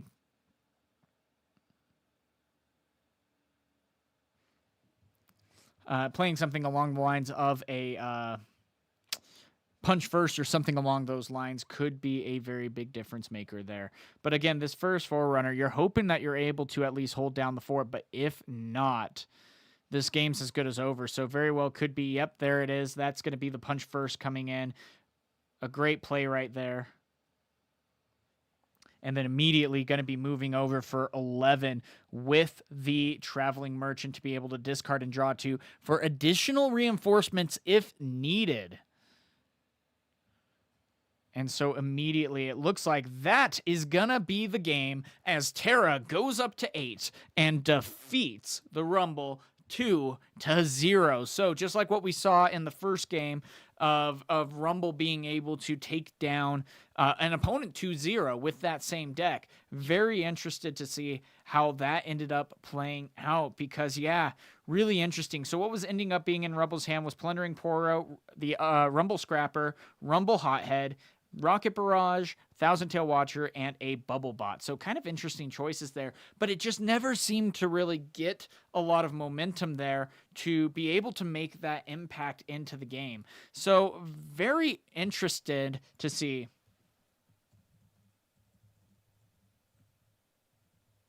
and we'll get going on if we can get into another game, because yeah, that was rather fast. So let's go over to Zebro and see what he might be playing here. I mean, I pretty much already know, but it would be really interested to see what might be had here as we go into another game. And it looks like they very well might have been fixing the glitch already with the bug there. So here we are. We don't know what game we are in necessarily, but we have a Ezreal versus Kaisa. So already going to be a really interesting matchup. Excited to see what this is going to be here. And again, this is going to be Zebro's match playing against Zealous. And so a lot of Kaisa today already, too. That's really awesome. I love to see that. Especially trying to make that impact into game number 2. Or into round 2, you know, in set 2. You know what I mean.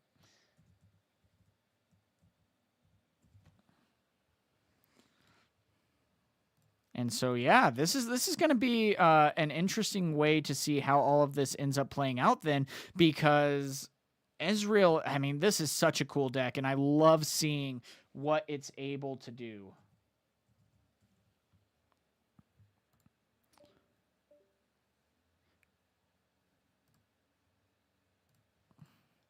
And so, again, this is going to be a difficult situation. We see that there is a Ferris Forerunner out onto the field, so that's going to be a good answer here. But still, with trying to hold down the fort, it's going to be... I mean, you see already the Ezreal, the seal out. An accelerated Kaisa is going to be coming in to be able to take over Obelisk of Power. And that's going to be a 3-1 at this point. And still with maintaining a good amount of card draw in hand. Now, likewise, I'm actually very curious what's in the side deck here. For wages, 2 Wages of Pain, stack decks, and even a Fizz as well. Gosh, this is a interesting discard there. And if there are any more Fizzes that are able to be used, this is going to be an interesting game, especially as we go up to 9 at this point.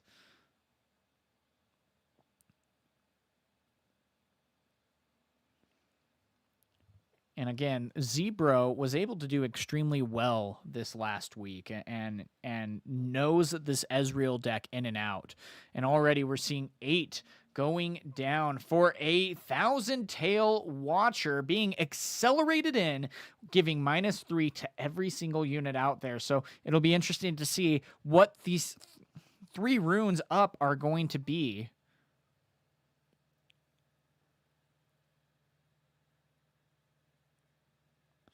Yeah, and sadly the match times are set in stone. I mean, it's even I'm Utah, and so the set times are even a little bit early for me. So 2 mechs are going to be created there with the Forerunner being defeated like that, and then going over to the Kaisa side. Still 3 runes at the ready, 6 cards in hand for the Kaisa. Is there going to be some kind of response to be able to save? It looks like a Stupefy is going to be coming in, giving -1 to the Ravenbloom student, drawing 1. Still 2 runes at the ready if they so choose, and a Hextech Ray coming down. That is going to be finishing off the Ravenbloom student, and Ezreal is going to be going in instead and finish it off. And that is going to be a pass and a good hold as we go up 3-3 with 2 mechs ready to go for some blood there. And so going to be really interested to see how this might play out. But again, Kaisa is going to need a big turn here, something to deal with this big of a board state. The might on board is absolutely scary for, going against an Ezreal. Getting over a 1,000-tail Watcher is no easy feat. Now, luckily, there is only 1 rune at the ready, but that 1 can be very scary to try to stack up against.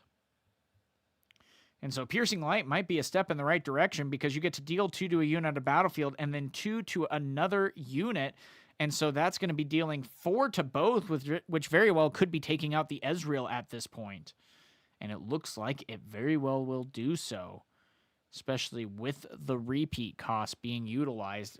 And then the 1,000-tail Watcher still has 3 life left. It still hits with the 7 might, but with already so much damage on it, it looks like that is going to be a trade. And so still able to deal with that board state and getting another point going into Obelisk of Power to go up to 4 against Zebro. And still with 5 runes up, there is a good chance to maybe play something. It looks like a Draven is going to be coming down at 4 cost. And of course, anytime that he wins a combat, you create a gold token. So could be something that really helps you out in this game to really mitigate the power cost that you're going to be utilizing. But it looks like a called shot is going to be utilized. There's the floating rune that we talked about earlier, where you hide it so that it shows face up, but you're still able to use it.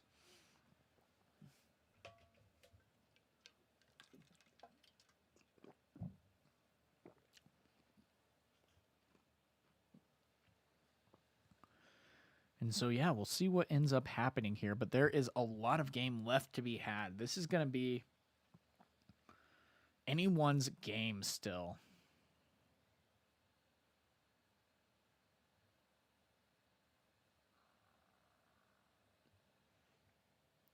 And a Singularity is going to be coming down immediately, and that is going to be devastating. Both targets are going to be dealt out there, and that is going to activate Ezreal's ability to be able to draw a card with his Legend ability. Such a great way to utilize that and get a little bit ahead there. And, I mean, rightfully so. This is going to be a difficult situation. But again, what does Kai'Sa do best? And that is accelerate units out. But depending on what they have in hand, you might not be able to.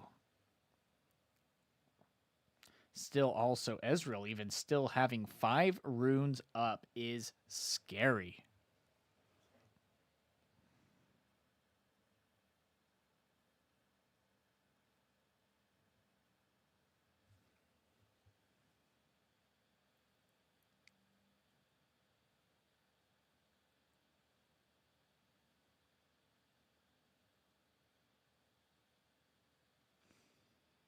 So we'll see what ends up going in. And it looks like a stack deck is going to be played. Again, looking at the 3 cards, being able to play or add to hand one of them. So that could be a very difficult choice sometimes. And sometimes it's an easy choice. And sometimes it's just something that lets you down. I mean, I remember doing a stack deck, and I'm glad I did because I got like a traveling, and, you know, treasure hunter. And I'm just like, son of a, I don't want any of those cards. But you still pick one, and luckily the other 2 go to the bottom of the deck. And so that's the big thing, is that purple has such power with the draw. And again, that's going to be an immediate pass going over to the opponent.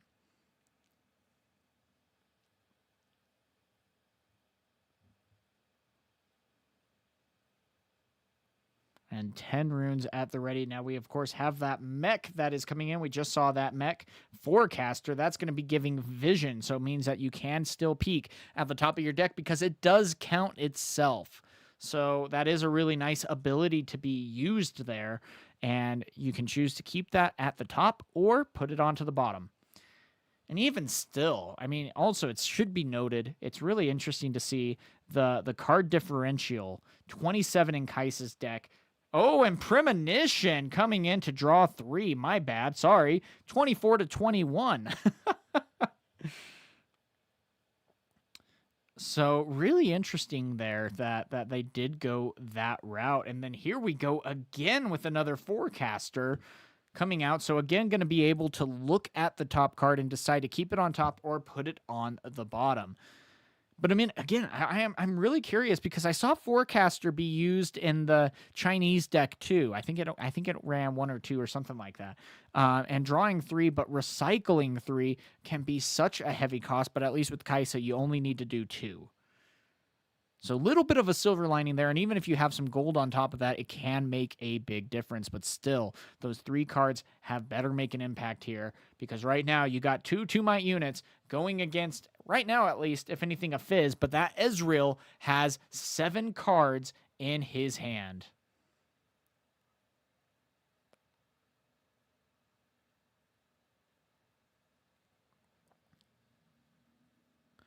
Yeah, and so he was able to look at the first card, then he played his Premonition, which drew 3 cards, and then he was able to look again when he played out the second one. So he essentially has vision. Oh, yeah, and then vision twice, he's able to do it. If he keeps the card on top, then there's no real point in doing so, but he can put it on the bottom, and then the second vision actually is a little bit more applicable, you know? So, but yeah, good question. Yeah, it is vision twice.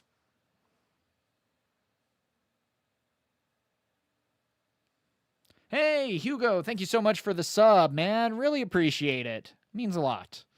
Good to have you here, man. You've been in the stream a decent amount, too. It's good to have you. So again, it looks like we're at a little bit of a standstill. Not much action happening on the side for Ezreal here. I always get paranoid, and I check the Discord just to make sure there's not like a judge call or something like that. But there always is that chance.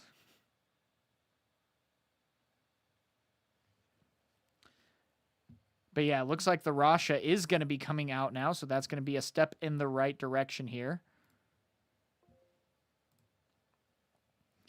And I'm going to be curious to see what else might be able to be done here, because, I mean, there's just a lot of mystery here as to what both competitors have in their hands, especially with so many runes up. Kai'Sa has 4 runes at the ready. There is a very good chance that there is a lot of removal that you're going to have to play through. And so, yeah, Rasha for free is absolutely crazy right now, especially with 11 cards there. Here we go with some runes being tapped as Bellows Breath is going to be repeated. And so that's going to be just really good. But then just like that, we also have Longsword being equipped to one of them. So that is going to keep one of them alive with 2 damage out. But again, that's going to be Ezreal's Legend ability so that he can tap it and draw a card as the Fizz comes into the battlefield. But there's the Hextech Ray dealing 3 damage to the Fizz. Is there any response there? A retreat. Oh, that's a good response.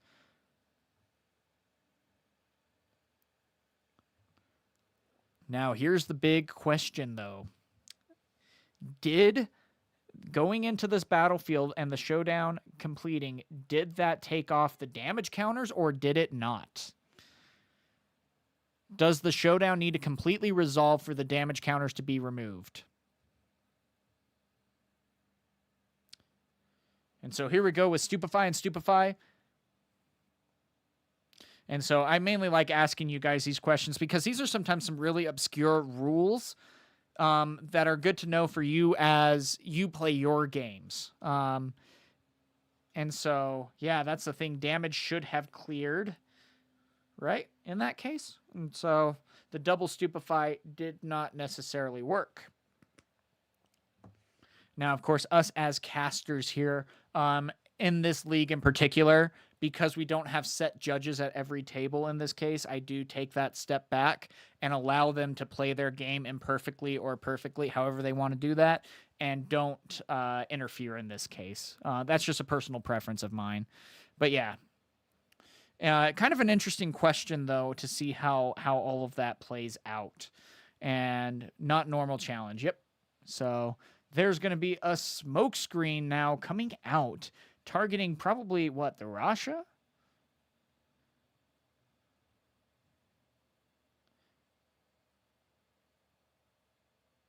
And then a falling star to take out Fizz and Rasha. So immediately another board wipe that you're able to deal with. And that for free Rasha is now no more.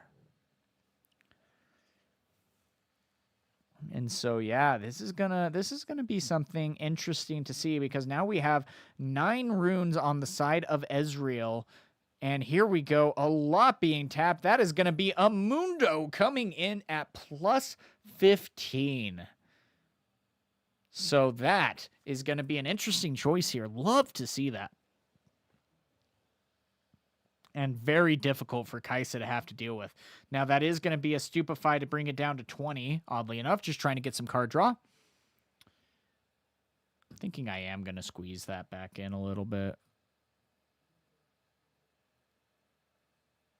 I just don't like how that looks. Sorry, guys.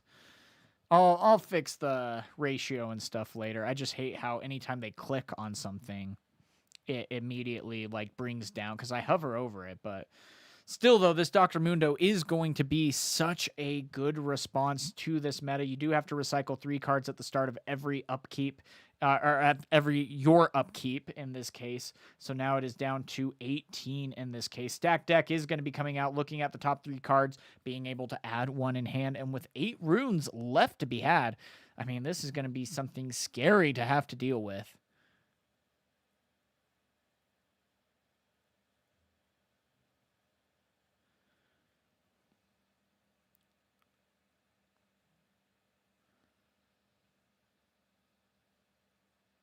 And so we'll see. There goes a called shot again. That's going to be casted out. And so going to be able to, if anything, I don't know if it was repeated. It very well might have. Yeah. Okay. I'll do the shrunken view.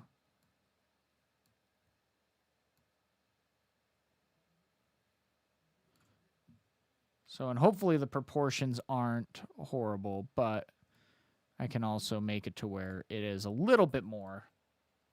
Let me know what you guys think about this size. Again, we're still playing around with the UI a little bit. But yeah, that should help you guys out. That way you can still see the scores. You don't necessarily need to see the player names. We have them on the side. So hopefully that helps you out. But yeah, this has definitely been a match so far, back and forth here, and a very grind to try to get ahead any way possible to be able to win. And so I mean, that Mundo very well could be that difference maker needed here to try to really shut down this Kaisa.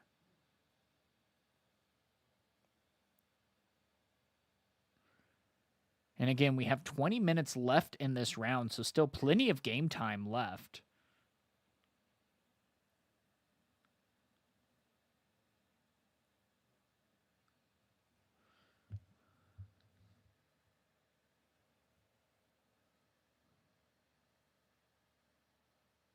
Mm-hmm. So, gosh, and a Mundo now going up to 20 with a Thousand Tail Watcher being in the backfield. That is already scary enough to have to deal with.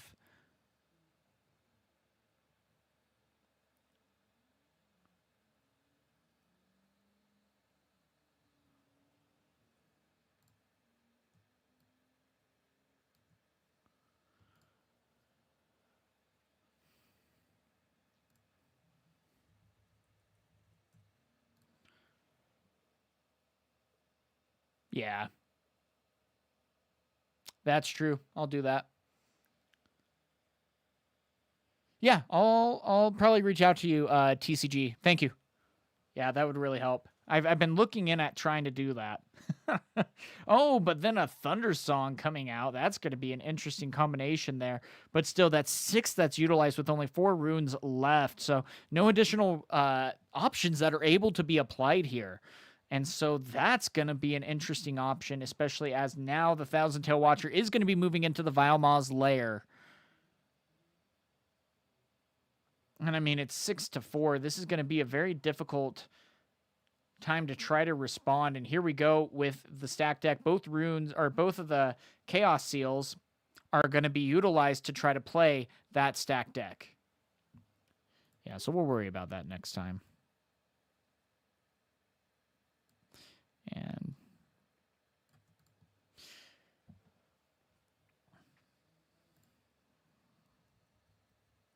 And a Falling Star again, able to come in and deal 6 damage to something. So it looks like 3 and 3. So the Thousand Tail Watcher is still going to be having 3 damage on it in this exchange here, but that still is going to be dealing 7 damage. So that's going to be something to try to get around, especially as Thundersong could go up to 7. That is going to be a trade, though. So we got to be a little bit careful about how we go around. Oh, gotcha. Yeah. Yeah, I'll worry about it next week too, and we'll try to get the UI built out a little bit better. So until then, I'll try to just explain and read the cards for you guys as they come about. Yeah. And so here we go with an Arcane Shift that is going to be able to deal 3 damage to an enemy unit. That's going to be, again, able to target the Poro here. That's going to be a big answer, but that deflect is going to be costly here. But still a really good response, and that's going to be a blip out and in, which is really interesting too, because that removes the damage counters because it gets banished and then replayed for free, ignoring the cost, which minuses 3 to the Poro. And that is a very interesting trade there. And of course, he was deciding whether or not to play it back into base or to play it into the Vile Maw's lair. Looks like he chose one or the other.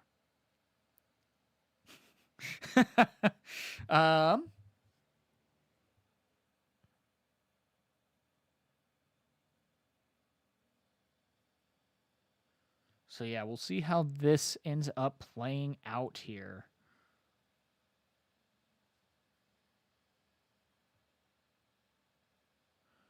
And it is coming down to it, with 15 minutes left on the clock.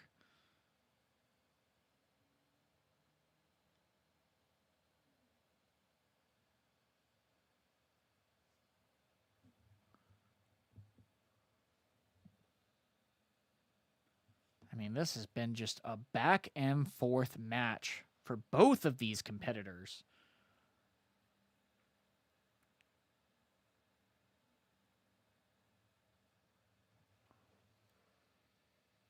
And I mean, I can see why they are taking so much time trying to figure out the best course of action.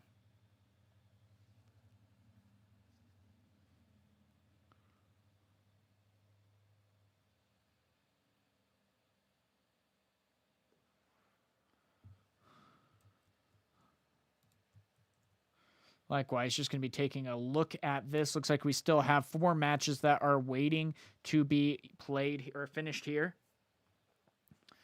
But still, I don't know how necessarily you get around with 1 card in hand as the Kai'Sa player and needing to take over, especially the Dr. Mundo. That's going to be a very tough wall. How do you get over 17 and still try to clear out a Thousand Tail Watcher? And it's like, I don't necessarily think it is possible here. Yeah. Actually. Oh, they're done with the match. Wow. Okay. So I was sitting there waiting for they didn't go to 8 points or anything, and instead they were just like, "Oh, by the way, we're done with the match." So really fun stuff there. Glad that they were able to get that figured out, because I was like, "Wow, I mean, you're really thinking about this here." And so let me see. We got a couple of drops. Prismaticism dropped and one other has dropped here. And so let's see, we have Void that is done and Prismaticism. So we will go ahead and remove them and Void. Let me actually control F for Void. Anyway, guys, yeah, so that was a really interesting match right there that we were able to have. And a really fun game. I loved that we were able to see that. Now, likewise, what we have so far in the brackets is right now we have Z-Bro going up 2-0. Had a very exciting match against Kai'Sa. Then we even have like Terra being in 5th. We have a Mayor team going up 2-0. So a bunch of 2-0s at this point, and still a lot of competition to be had. Very exciting. And can't wait to see what is going to be ahead, because I know we have a lot of competition here to be said. Battle tested last time, brought Azir, was able to do so much with that, and rightfully so. It was a really thrilling finals match that we were able to watch with them, and it was a good deck going against Ezreal. So fun to see both of those be able to play here. And I'm going to be curious to see where else this is going to continue to go. But again, we have about 12 minutes left in the round. I'm not going to be hopping into another game. I'm going to take a real quick break, check on the wife, make sure that, you know, I'm not sleeping on the couch tonight for running this tournament, and we will go from there. But thank you guys so much. It should be about a 5-minute break, and then we'll come back and talk some Riftbound. But until then, guys, enjoy. We're going to be finishing up round number 2.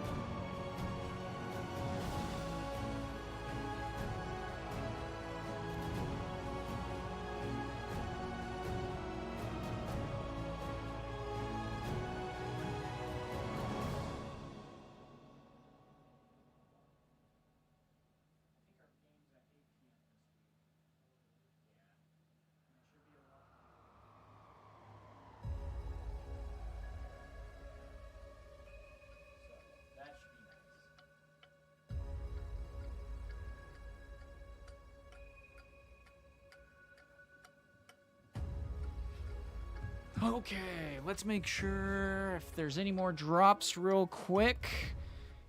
Get things going for you guys. Good to have you here. Good to be here. Let's check the Discord.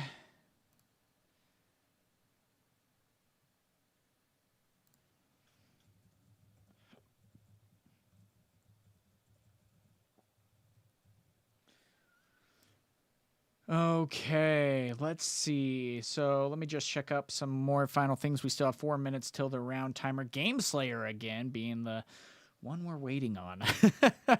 But yeah, good to have you guys here. We are done with 2 rounds so far. We're finishing up round 2 as of right now. Soon to be going into round number 3. After that, there's going to be only 1 round after. So something to keep in mind with that. We only play 4 rounds every single Tuesday. So keep that in mind as we go about this, but it's been a really great time, a blast, and a lot of really fun matchups that we've been able to see, and people are picking some unique legends that we're not necessarily used to seeing.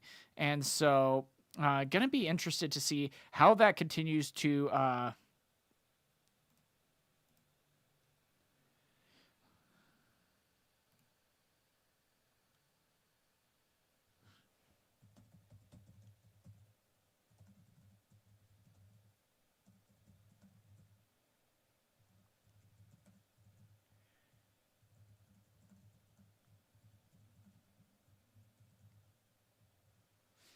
so let's see, though. The round timer is...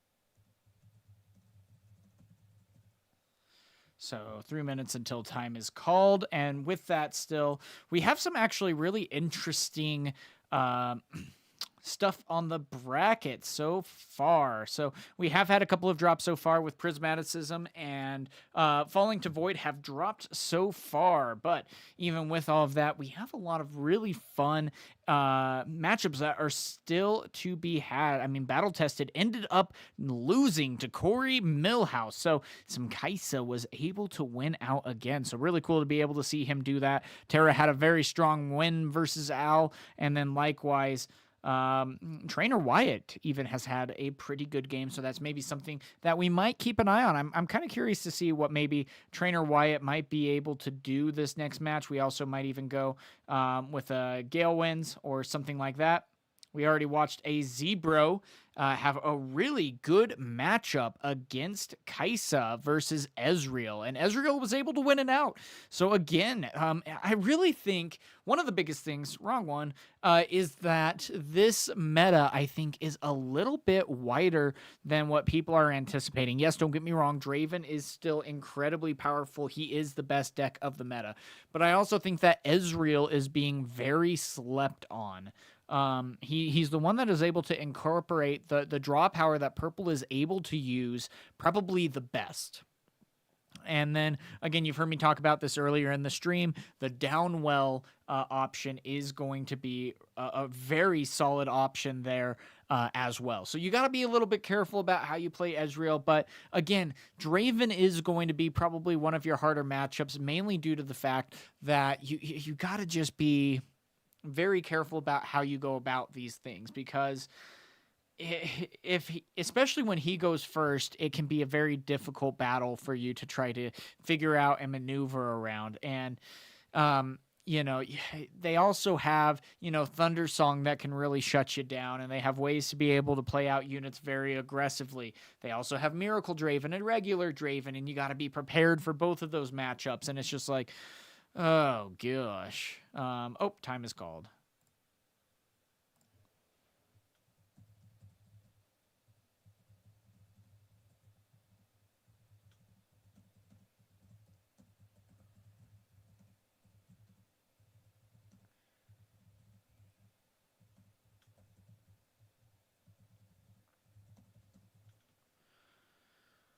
So we'll see what is going to be happening here, but it looks like turns has indeed been started versus Game Slayer and Matt.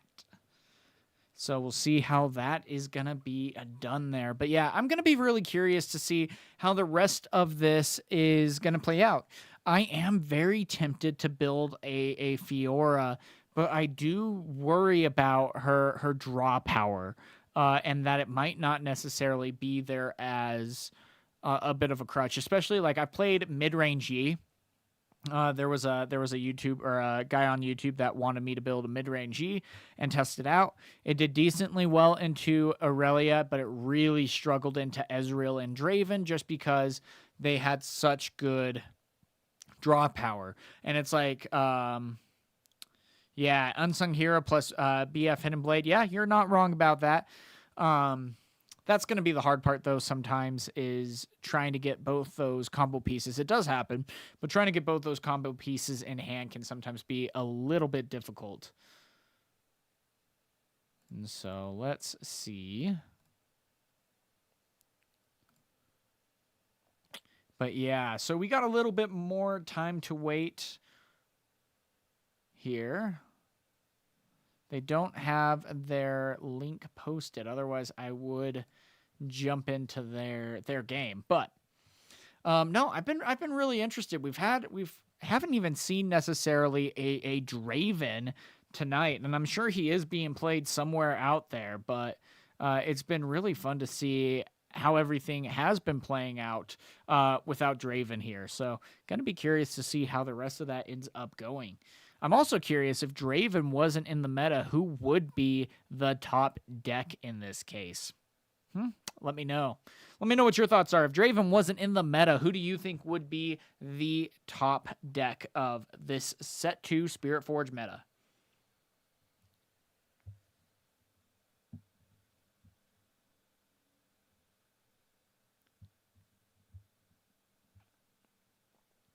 And so Corey Millhouse is signed up at my locals. I'm scared. Oh no, he's a good guy. He's scary, but in all the right ways. No, that's how it was. I had Prismaticism that I've gone against IRL. Viking, he played in a Runes and Rift tournament, or not a Runes and Rift tournament. He played in a Rift Lab tournament a while back, and I ended up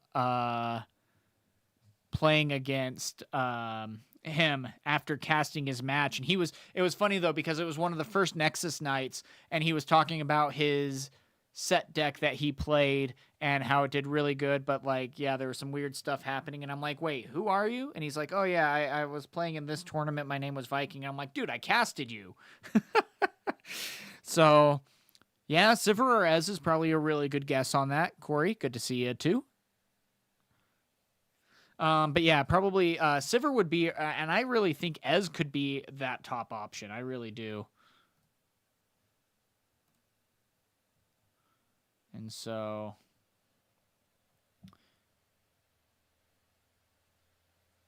if they're not done in the next 5 minutes, I'll hop in the chat and ask them about things, see where they're at.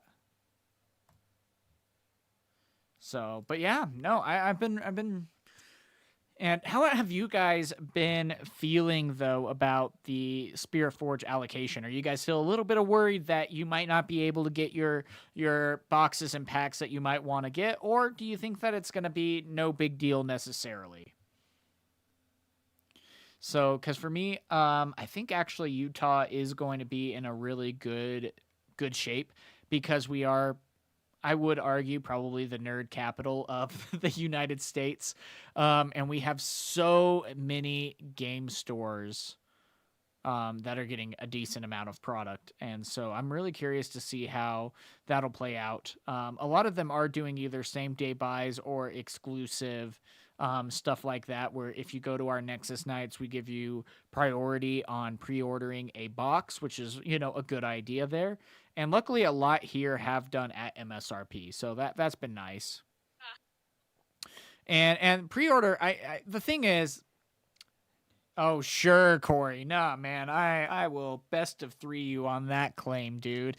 Dude, we have a theme park here called Evermore that is literally made for nerds to go and for nerds to go and LARP, essentially, which is really funny. And yeah, it's weird, but anyway, but yeah, the thing is product with pre-order. Pre-order is completely different than actual allocation. Pre-order is always going to be a train wreck. Period. Sorry, but if they ever have pre-release online go smoothly, I will be absolutely dumbfounded there. I don't think it's necessarily going to happen, but the bigger thing is what's your store actually going to get? And I've talked with multiple store owners, and here in Utah, um, they're very happy with the allocation that's been reported. They're still waiting for final numbers to be confirmed and shipped, but they're saying that even just the pre-rift packs or boxes that they're getting are already a great deal more than what they had of the structured decks for their pre-release events. So really cool to see that. I'm going to be curious to see what else happens. Again, it depends on what area you're in, but that's how it is.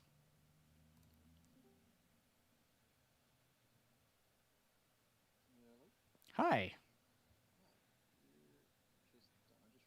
Oh, nice. Cool. Good job, guys.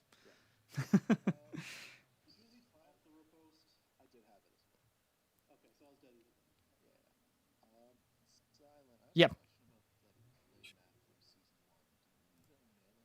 Oh, yes. Yeah. Sorry. Give me that mailing address and I'll get that out. And I'll design it out, get you to confirm it, and then mail it out to you. And oh yeah. Oh yeah. Well, and even if you say like 3 and tell me, I can design all 3 out in about 5 minutes. It's easy. Yep. Cool. Good luck on your next one. Okay, so let's see. Round number 3 is starting. So let's go competitors. Round 3.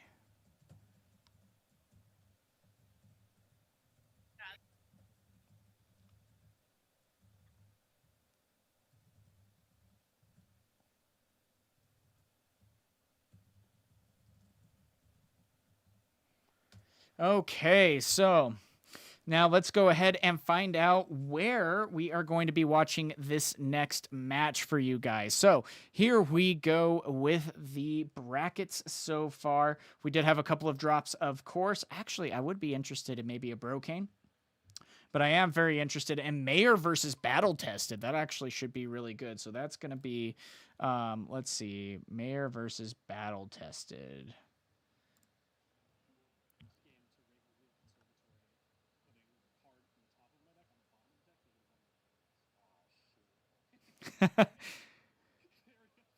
Come on, Battle Tested.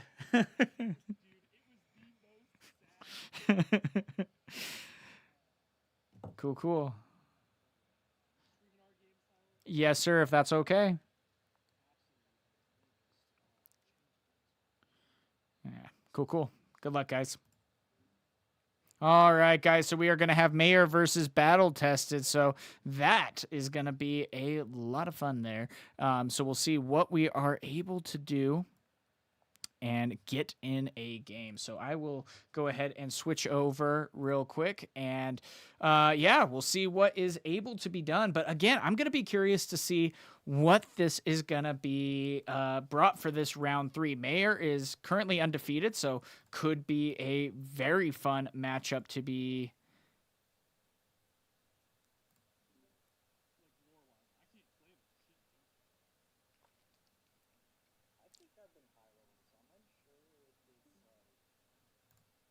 Okay, cool. So someone just joined the Discord for no reason. But anyway, here we go, guys. So round number 3 is going to be starting anytime now. So with that, of course, we do have Battle Tested versus Mayor. So I'm excited for this, and I'm going to be curious to see what the deck combos are. Or what the champions are here in this case. And so player 2 is going to be, of course, Azir. Why am I not surprised? Whoops. Azir versus Victor. So, whoa. That's cool. Okay, so Azir versus Victor.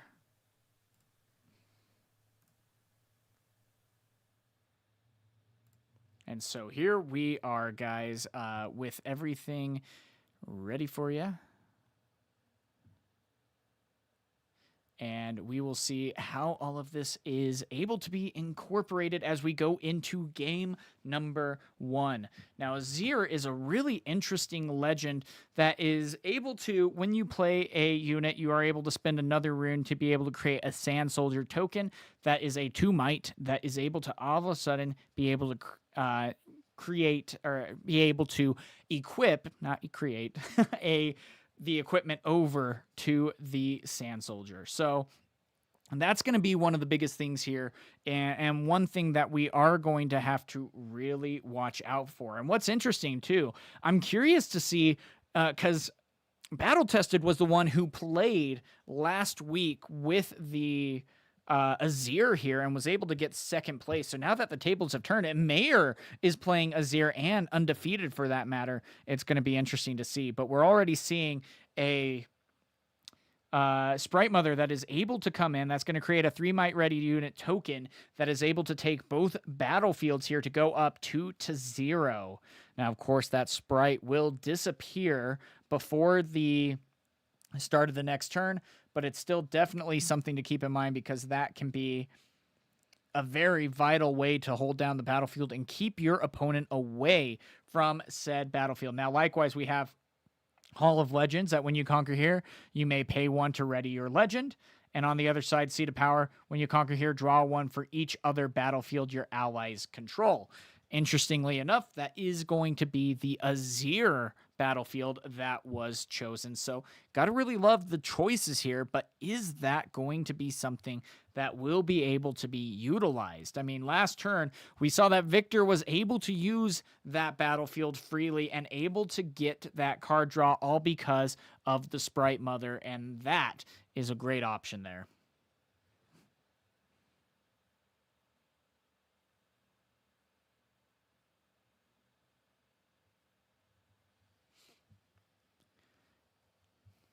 So here we go with the Honest Broker and a Vanguard Captain, which is going to be creating 2/1/1. So already, this is a little bit less of a conventional Victor deck that we've seen. Normally, it's just been more of the spell heavy, and they've been putting in a lot of the Jace combo with the Vanguard Armory, meaning that you can sacrifice a gold to be able to play out a 7-cost 7-cost gear for free with just a power cost. And so really interesting to see how that will play out, but also interesting to see the legend coming in now as a champion. And it says specifically that when I attack, move any number of your token units to this battlefield. So could very well be a great time next turn. Oh, gonna be using it a little prematurely, going up to 3 at that point. And Battle Tested is gonna be having a couple of answers that might need to come to fruition here. Likewise, though, that is going to be 5, 6. Is that going to be a singularity? It is indeed a singularity that is going to be targeting both of the units. It doesn't matter where they run or hide. It is going to be, but still, we also have guards to be able to play hidden. That is going to immediately equip the Brutalizer, which is going to be a big help there as well, making it a 3 might unit. But still, that 1 token is going to be able to create or take over 1 battlefield, and it looks like 5 at the total. If this was attached to me this turn, I have an additional +2. So yeah, that is going to be adding 2 to the unit to bring it up to 5, and that could be a big sacrifice as now it goes down to 3. And so we'll see what's going to be happening here in this gameplay. I'm going to be curious to see what's going to be able to be done here if Victor can win out or Azir. It is the battle of the tokens.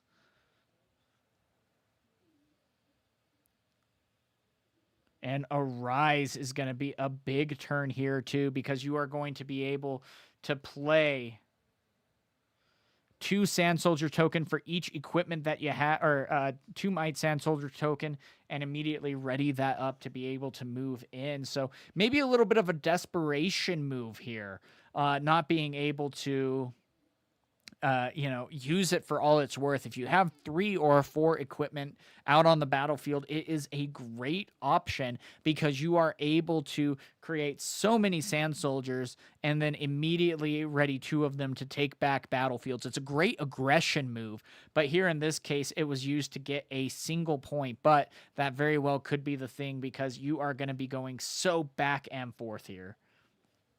And so already we have Xin Zhao coming in, has tank and enters ready if you have 2 or more units, but there is 1 at the ready with no response there, though. So that is going to be 2 more taken battlefields, and we are at 6-5. Mayor is a little bit behind. Not only that, he's at an odd number. And so this is going to be a little bit difficult, especially as we continue to see more units coming in with the Vanguard Captain creating an additional 2 might units. And if we have something like Imperial Decree, that could be it, as the hand is shown, though. And that is going to be it for game number 1. So, I mean, right there, it's just a quick back and forth, and unfortunately, or fortunately, if you're battle-tested, Victor was able to win out. And so, great gameplay right there, and unfortunately, yeah, using the Arise almost as a desperation move, it sucked. You know, you weren't able to get into the battlefield, create a lot of tokens and things like that, and did not get the value that a 6-cost spell normally would give you. And so, unfortunately, fell a little bit behind there. And then the deck kind of betrayed Mayor in that case. You weren't able to, get a lot of units out. You weren't able to get a lot of gear out to be able to control the board state. And so, sadly, it just didn't end up working out there. But with that, we are going now into the stage as we go into game number 2. On side 1, Orn's Forge, which says while you control this battlefield, the first friendly non-token unit or non-token gear played here each turn costs 1 less. Or sorry, you know what I mean. The first friendly non-token gear. Why is this so hard for me? I don't know. Played costs 1 less. And so it looks like 2 have been milled again, and Triferian War Camp, and also even having Victor going second is still probably one of the better ones to have go second, especially with that 3rd rune. And so immediately still a great turn being able to play. Oh, but a response with the Coal of the Week. That's a response and a half, as that unit is immediately taken care of and 1 is placed out onto the battlefield. So immediately going to need to play out another one and hope that it is able to stay out and alive this time. And I really love this Eye of the Herald because it has the ability that when I move, play a 1 recruit unit token here. So you are able to really make this a versatile card to really add a lot of 1 might units that are very expendable too. Now, of course, here, Battle Tested has a couple of choices that needs to be made. It'll be interesting to see what he's able to do. He only has 4 runes. Did have to sacrifice 1 from the following turn, but still, that's not necessarily the worst place to find yourself in. Victor is going to be creating another unit in this case with the legend ability and passing with 3 up. So very well could be trying to go in with a, what's the card? It's the one that can be hidden. It's 3. It deals 3 and creates a gold.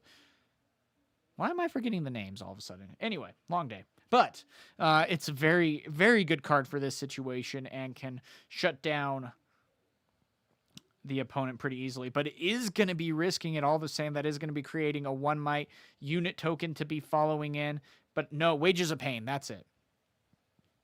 But yeah, looks like in this case, that is going to be an immediate trade and nothing can be said there. And so just like that, we are going to be seeing, oh, another one. That's going to be a big one. Quick draw to be able to equip. And this says that it just adds 3. So absolutely crazy. But then the Azir is going to be able to be used to equip this Eye of the Herald to another unit. So already another great response there as a singularity is coming down, but not so fast, is ready to be used. And I mean, that is the response needed here. That is pretty much stopping that turn in its tracks. 6 runes, 2 recycled, gone. And there's nothing you can do about it. So right there, that's going to be an immediate capture, though, going over for battle tested and going up 2-1, now 2-2, and that unit is going to be no more.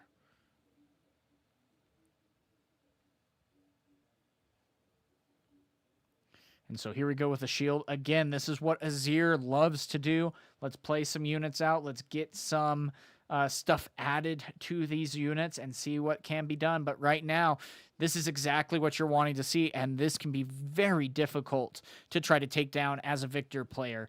There are still ways to do so, but I'm just saying this is not going to be easy.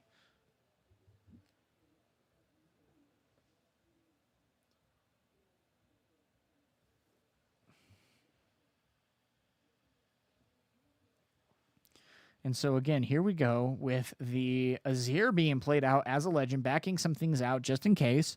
But again, if there is another, I mean, this Azir is completely tapped out. So if there is another, nope, can't play Singularity in this case. There's only 1 rune at the ready. So instead, we're going to be going with a Sprite Mother to create a 3 Might Sprite that is going to be moving into this battlefield and going to be an immediate takedown in that case.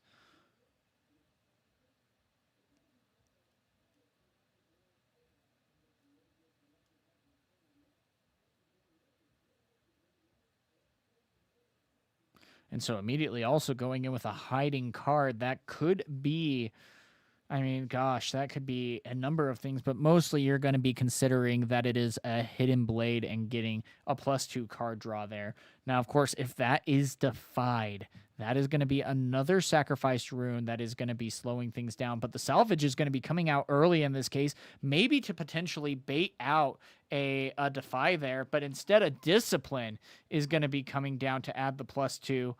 And a hidden blade is then going to be activated to draw 2 and kill that unit, which was going to be dying on the upkeep anyway. And so again, already going up 4-3 in this case.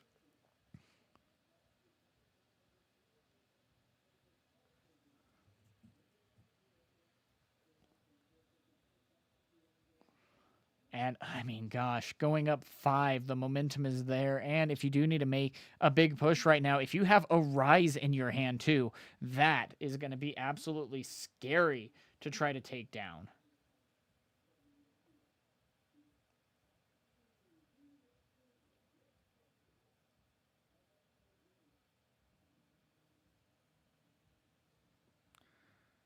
And so we'll see what's able to happen here. But re-equipping that to bring it up to 4 because of Trifarian War Camp is going to be a decent help, something to try to get around.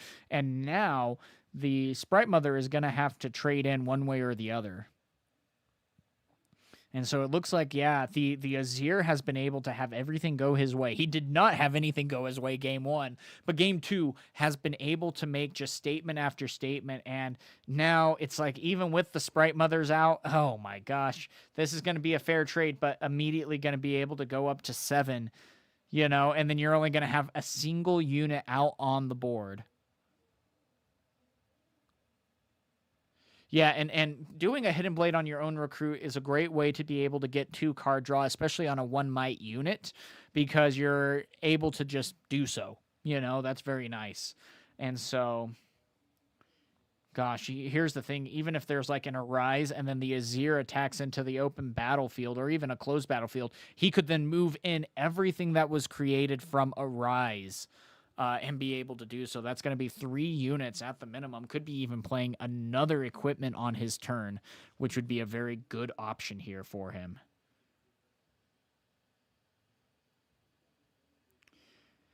And so, yeah, I think the victor here is at a little bit of a disadvantage.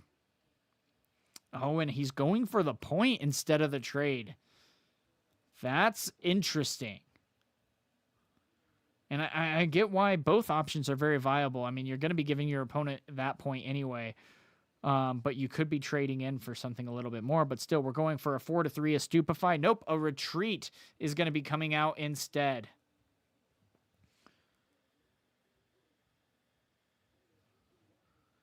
And so that is going to be a great answer there. But still, I mean, you're seeing your opponent at 7. You need to be able to take out both battlefields. Again, we could see, yeah, that equipment coming down, and then we could also see an Arise, but it looks like that isn't going to necessarily be a difference maker there.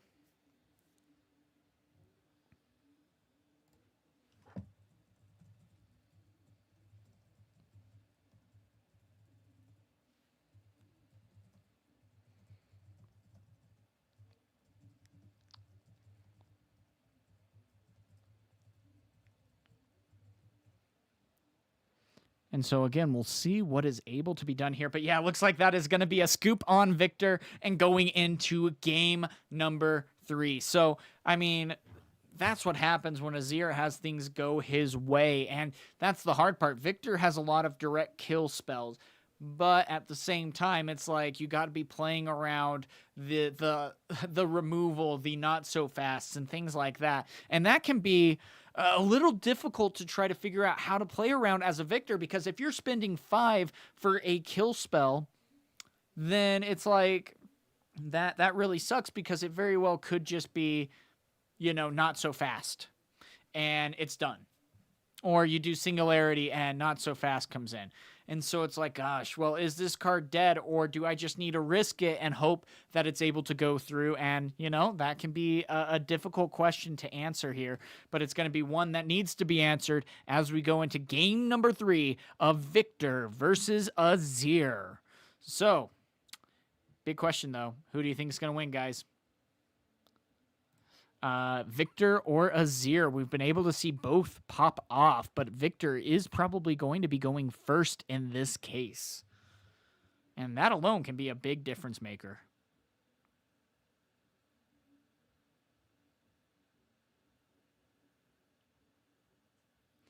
And so we'll see how this ends up coming in, as we have a Triferian War Camp on the flip side with an Obelisk of Power. So Victor, even being able to go first, will be able to play out 2 spells, potentially 1 a 2 might unit, or Victor's legend ability. And so we'll see what ends up happening, but having that as an option could be a solid choice here.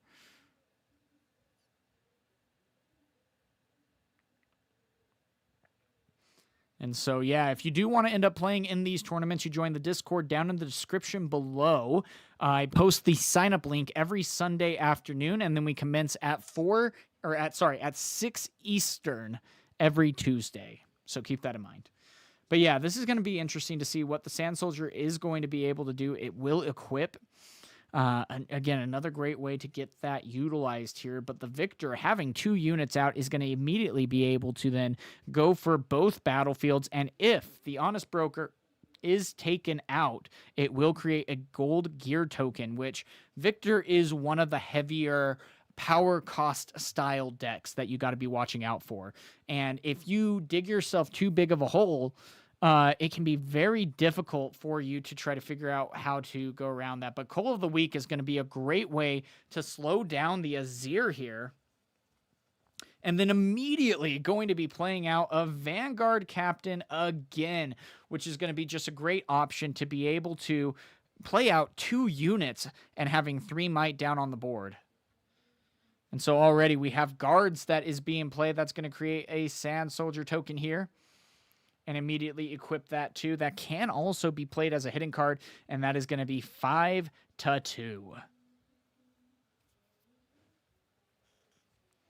And so here we go, 1-2 in this case, but still both battlefields are able to be taken here. You do have to watch out for the Unguards. You have to watch out for... Now at this point, you just have to watch out for Ungard.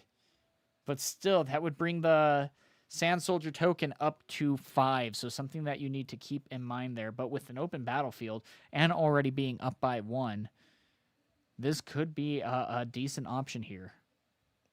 Just to start maybe stacking the Triferian War Camp.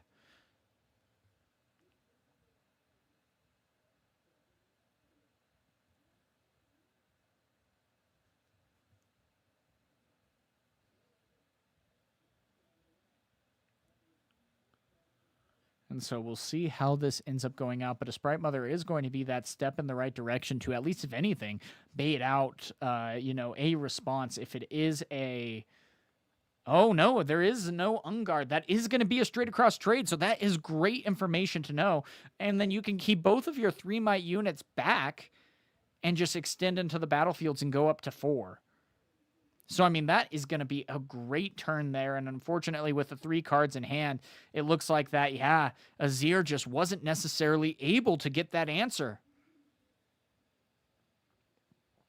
And so here we go with another recruit being created. He is completely tapped out, though, but at least has a backfield in his base to get things moving. And with 2 equipment and 1 sand soldier, is this going to be something that Azir can be able to deal with being down by also 3 points? And remember, guys, this is game number 3. So it all comes down to this, and it very well could be a big difference maker if Azir is not able to have a big turn here.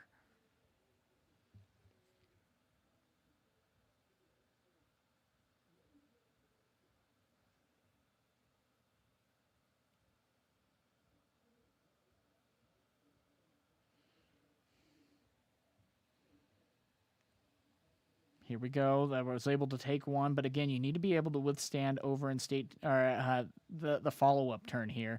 And it looks like Azir is going to be coming into the battlefield, equipping that unit, and then immediately moving everything over to stack the battlefield and hoping that that's going to be enough to hold. Now, of course, yeah, that was a very quick action there, but that unit was going to be created and just trading there, which is why it blipped in, blipped out.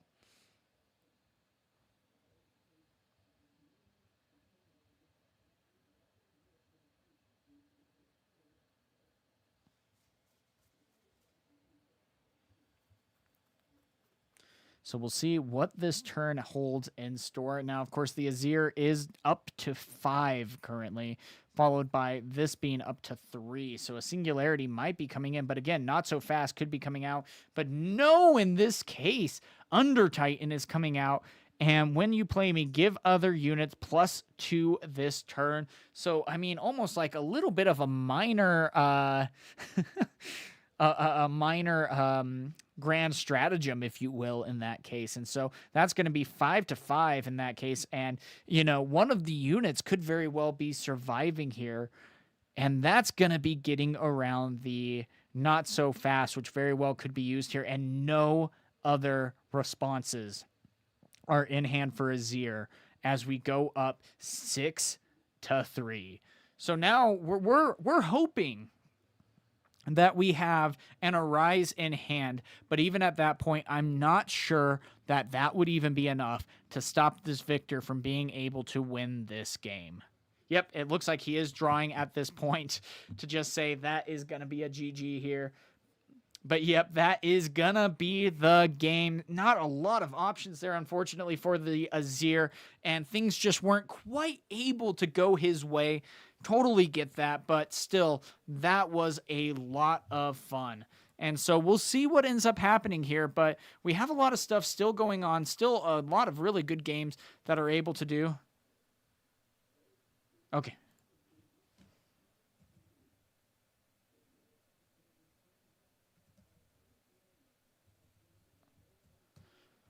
And so we'll see what ends up happening. Looks like against GameSlayer, we had someone have some internet problems, and so there is a win that is won there. But otherwise, we do have a little bit update on the leaderboard. Not too much because that was a really quick match. But all the same, we still have one match that was finished. Galewinds played even quicker than that. So just a little bit crazy there. But everyone else is still playing. Now, Mayor and Battle Tested have won.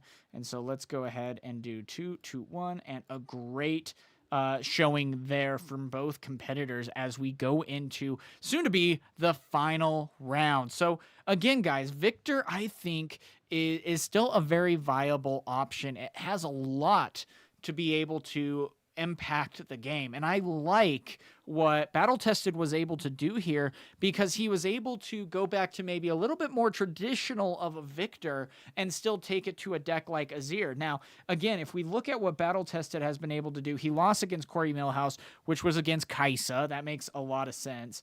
But then was also able to beat Sundays 2-0.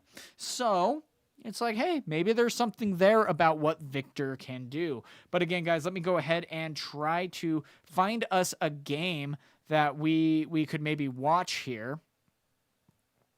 One that I might be able to get us into. So let's back out. And thank you guys so much for being here, though. Seriously, you make running these tournaments so much more fun. Instead of me just talking to myself. It's really good. And so we'll see what ends up happening here, but we should have a match going our way as we go into, again, we have a Sivir versus Ezreal. So let's get that going here. So that's going to be down over to here. And I don't know what game we are in, unfortunately. It would actually be cool if they had that listed. That'd be really cool to see. And then, boop. And all the way down to Ezreal. So again, this is going to be an interesting match, and we've already seen both these competitors play.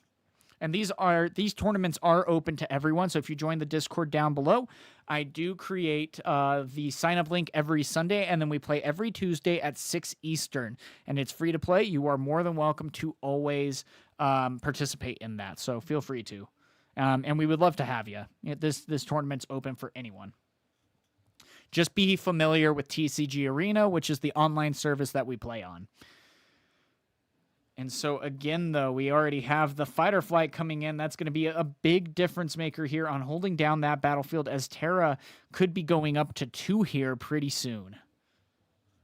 And still, again, I gotta be saying that Treasure Hunter can be such a difference maker in any purple deck for that matter. But still, we have Wages of Pain that's now coming out to deal the 3 damage, create a gold, and be able to have a solid answer against that Azir. And that is going to be a pass over to the Sivir. I don't know why I said Azir. Ignore that. Sivir.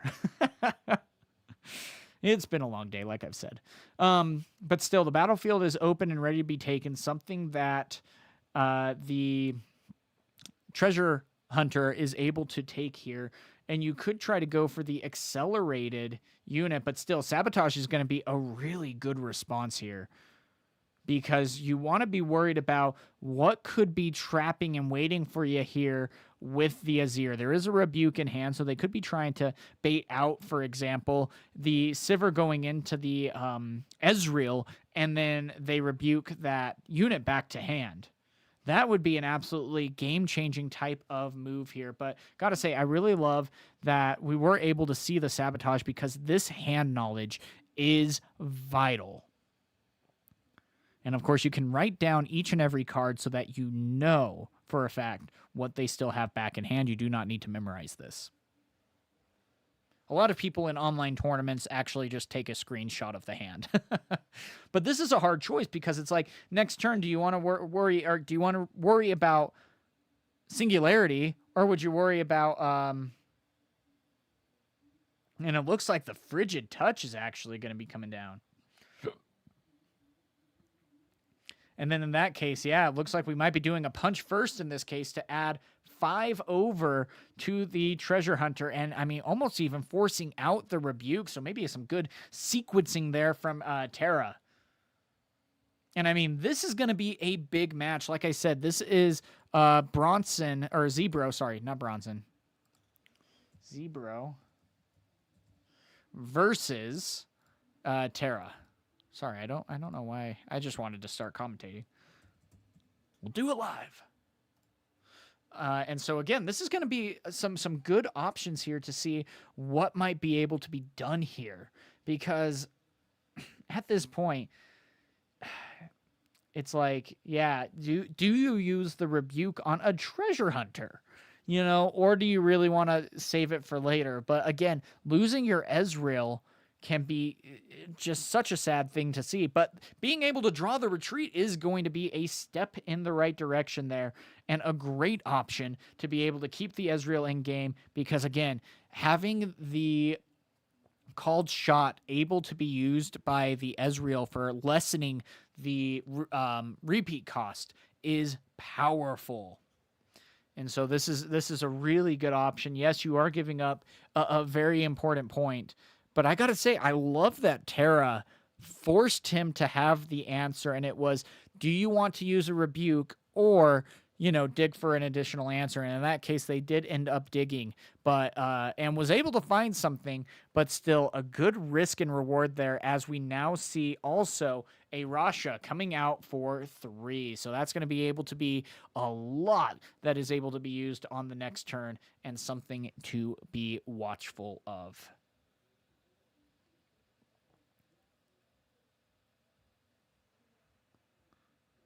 So likewise, this is going to be a curious match here.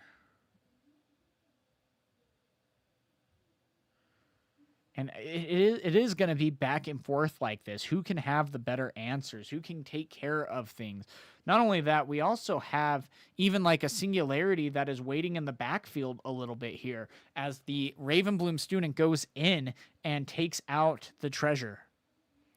And this is the hard part. This is the scary part about Sivir, and why she can be a very complicated legend to try to play. And it is because it can be so scary to try to balance out the runes that you have available to you. If you spend way too many runes, you're just going to be in trouble. And so this is definitely something that you need to keep in mind as you go about this gameplay.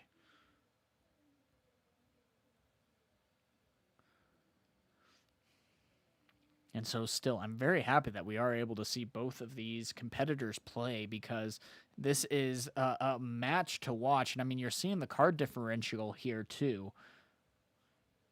I mean, 7 cards for Ezreal, 2 cards for the Sivir. That's not necessarily a place you want to be in the Sivir's case, but all the same.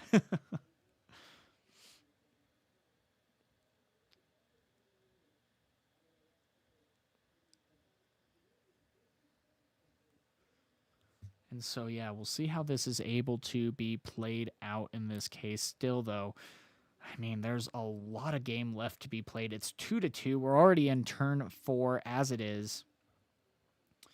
And we'll see what else is maybe able to be responded to here.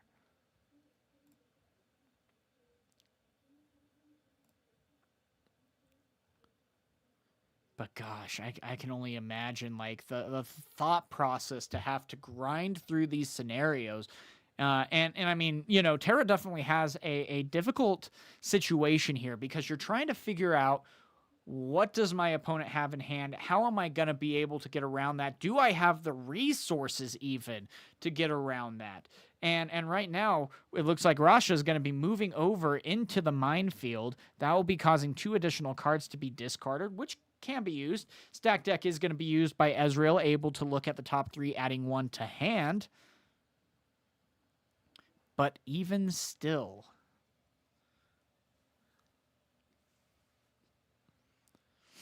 again, could be a very difficult option here, trying to figure out. And you're giving also now Ezreal.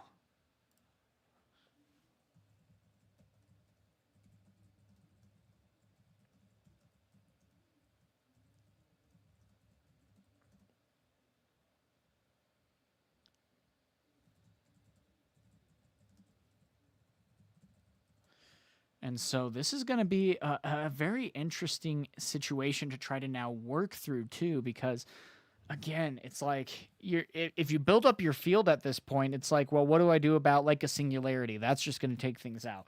And it can't be acted to. What I mean is, you can't play an action card in response to that. So you got to be hoping that you are able to get around certain things there. And so we'll see how that's going to be able to play out. But at the same time, this is still going to be a very difficult situation to find yourself in as the Sivir here. And I mean, the card differential is still going to be so different. Now, here's the interesting part, though. You look over at the 26 cards in Sivir's deck to the 21 cards that are in Ezreal's deck. So only 5 card difference in the deck, but yet we only have 1 card in hand for the Sivir and so many more cards, 8 cards in hand for the Ezreal. And it's a lot mainly due, I mean, heck, there's only a 2 card differential even in the discard for that matter. So really interesting numbers to be seen here as a called shot comes out, immediately able to be repeated by Ezreal.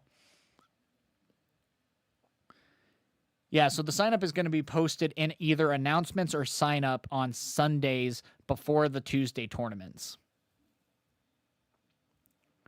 And so I post it Sunday afternoon, and then you have until the tournament actually starts to be able to sign up. And it's a free tournament. So there goes an arcane shift being targeted by the Fizz, and normally what that would mean then is a Wages of Pain is, going to be used to finish it off. Such a powerful combo in this game, and one that, I mean, can really shut down something like Azir. And I mean, it looks like Terra might be struggling here as the Ezreal moves in and leaves 6 up with 8 cards in hand. That is absolute insanity there. Now, of course, is going to be discarding a 1,000-Tail Watcher. Ooh, that's a little bit painful there. And maybe a retreat if I'm seeing that correctly. Oh, yeah, sorry. This is announced on my Discord for a tournament. And so every Tuesday at 6 p.m. Eastern, we play a tournament. And the sign-up is on my Discord, linked down in the description below. And I ping everyone who has the Champion of the Rift tag saying sign-up link is here. And oh, this is going to be a good top deck from Terra, the Ruin Runner, meaning that you have to get over the might of Ruin Runner because you cannot target it with spells and abilities. So that could be a good game-changing response to maybe get Terra back into this. If he can get maybe something in, oh, but everything is backing out. As a Rasha of his own is coming in. Oh, no. And so he is going to be making that final push. The point differential being 6-3 is showing that Ezreal very well could be taking this game 1. We see another Fizz coming in as a called shot is immediately going to get repeated by the Ezreal in this case. That's another free 2 cards drawn while looking at 4 cards. Just absolute versatility here that Ezreal is showing. And, I mean, still, here we go. And what's the next card? Another 2 Rashas coming out onto the battlefield. So just like that, you've added 18 might, 19, or 18, 21. I mean, you have added 21 might through essentially 3 runes and 3 power. So just, I mean, a really great job there. And again, still utilizing additional answers. And Terra has 3 cards in hand, discarding a punch first and discarding the Unyielding Spirit. And so finally, all cards are out on the table. The statement is made. And yeah, we will see what is able to be said, but it looks like that is going to be it. The cards are revealed, and that is the GG as we go into this next game. Now, of course, I'm thinking that was game number 2, so we could be going into game 3. So something interesting. Yeah, looks like we are going into game number 2 or 3. It could have just been a really long game number 1, but we came in at the very beginning turns. So I'm thinking that Sivir was able to take game 1, Ezreal was able to take game number 2, and here we go, going into game number 3. And guys, this is round number 3 so far. We have 1 round after this that we are going to be bringing to you, and then that is going to be the duration of the entire tournament. So this is going to be really fun, and I can't wait to see what we have here. So right now, We are not actually accepting deck lists. This is a great way for people to be able to test their builds without giving out their builds, which is why I haven't necessarily been accepting deck lists just yet. If anything, I'm going to require you to tell me what legend you're using, but I don't want to get deck lists because I want people to be able to test their list without giving out that kind of information. Now, yes, this is still definitely casted, and there is that risk, but I would rather people still keep their lists as under wraps as possible, while still being able to get some good competitive build or testing, you know what I mean? So here we go with a seal and going in with an Ezreal, discarding a high cost unit to be able to draw 2 Beast Below, going to the discard there. And we'll see how it ends up paying off here as the Traveling Merchant is going to be moving into the Zon Warrens, discarding and drawing one, trying to thin the deck a little bit. And so again, we'll see how this continues to play out a little bit more. But again, the gold is going to be created as an Ezreal of his own is going to be played. What is going to be discarded, though, in this case? And it looks like another Traveling Merchant is going to be finding his way to the trash as 2 additional cards are drawn off of the Ezreal. I mean, again, just such a powerful card. Probably the most powerful card of set 2. As these players are competing on TCG Arena. It's a free online service or online website that you are able to connect to your opponent with, or even random opponents, and be able to test set number 2. So really cool to see. And it looks like the Ezreal is immediately going to be going in. Now, of course, there is going to be a possibility of having that punch first come out, but that would decimate the amount of runes that Terra would have. And so going down to a lot less runes here is going to be a really good option here. And Zebro is now going to be here at 1-1, 4 runes at the ready with one seal of Discord, 1 seal of Discord. And then the final one, of course, from Terra is going to be a stack deck, again, looking at 3 cards and being able to add 1 to hand.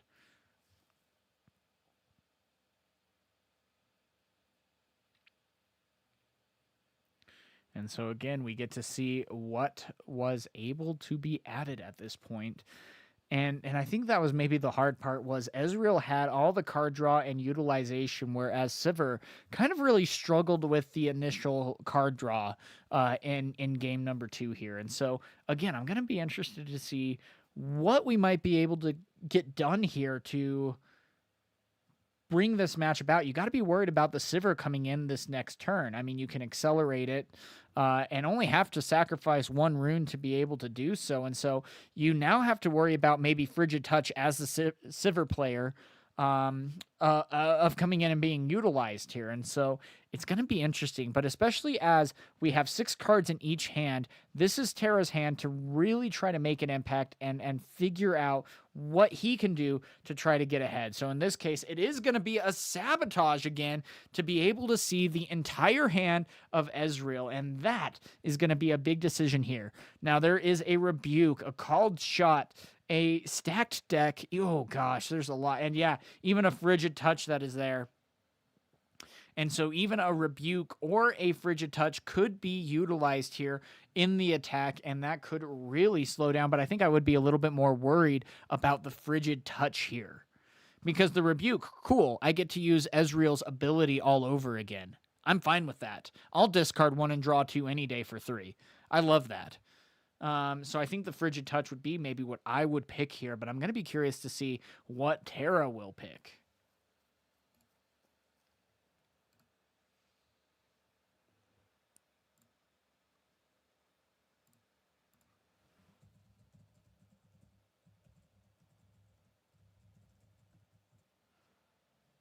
And so, yeah, we'll see how it ends up playing out here.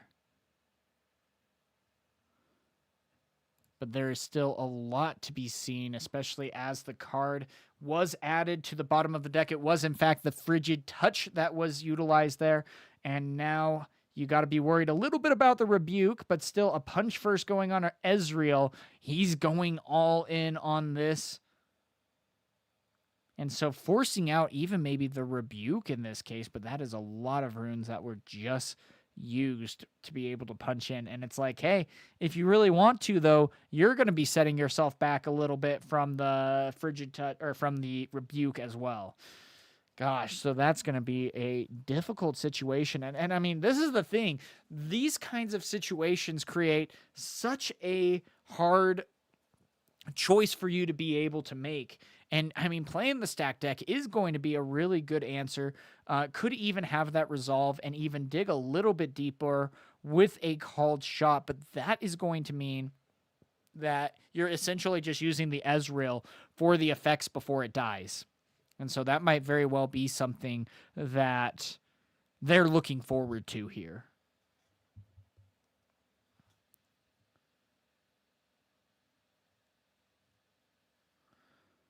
And so, I mean, if they found a Frigid Touch, that would definitely be an answer here. Heck, if they even found, nope, the Fizz wouldn't do it because Frigid Touch got added to the bottom of the deck. That's why.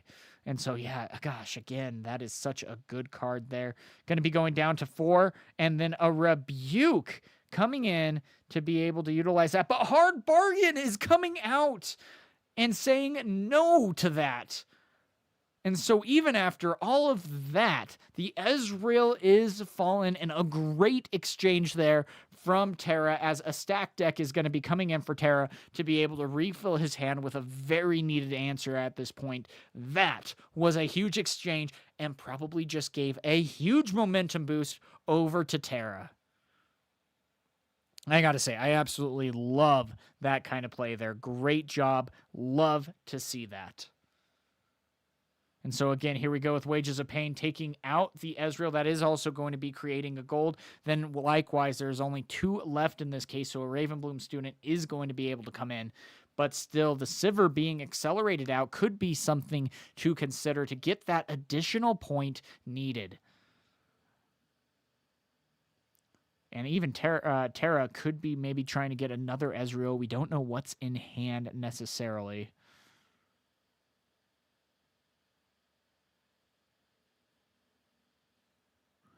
And so this is going to be a tough turn. 4 cards in hand, but Ezreal's also had to sacrifice a lot of his card draw here to be able to deal with the board state. But it looks like a sneaky deckhand coming in is going to be one of the steps in the right direction to get another point.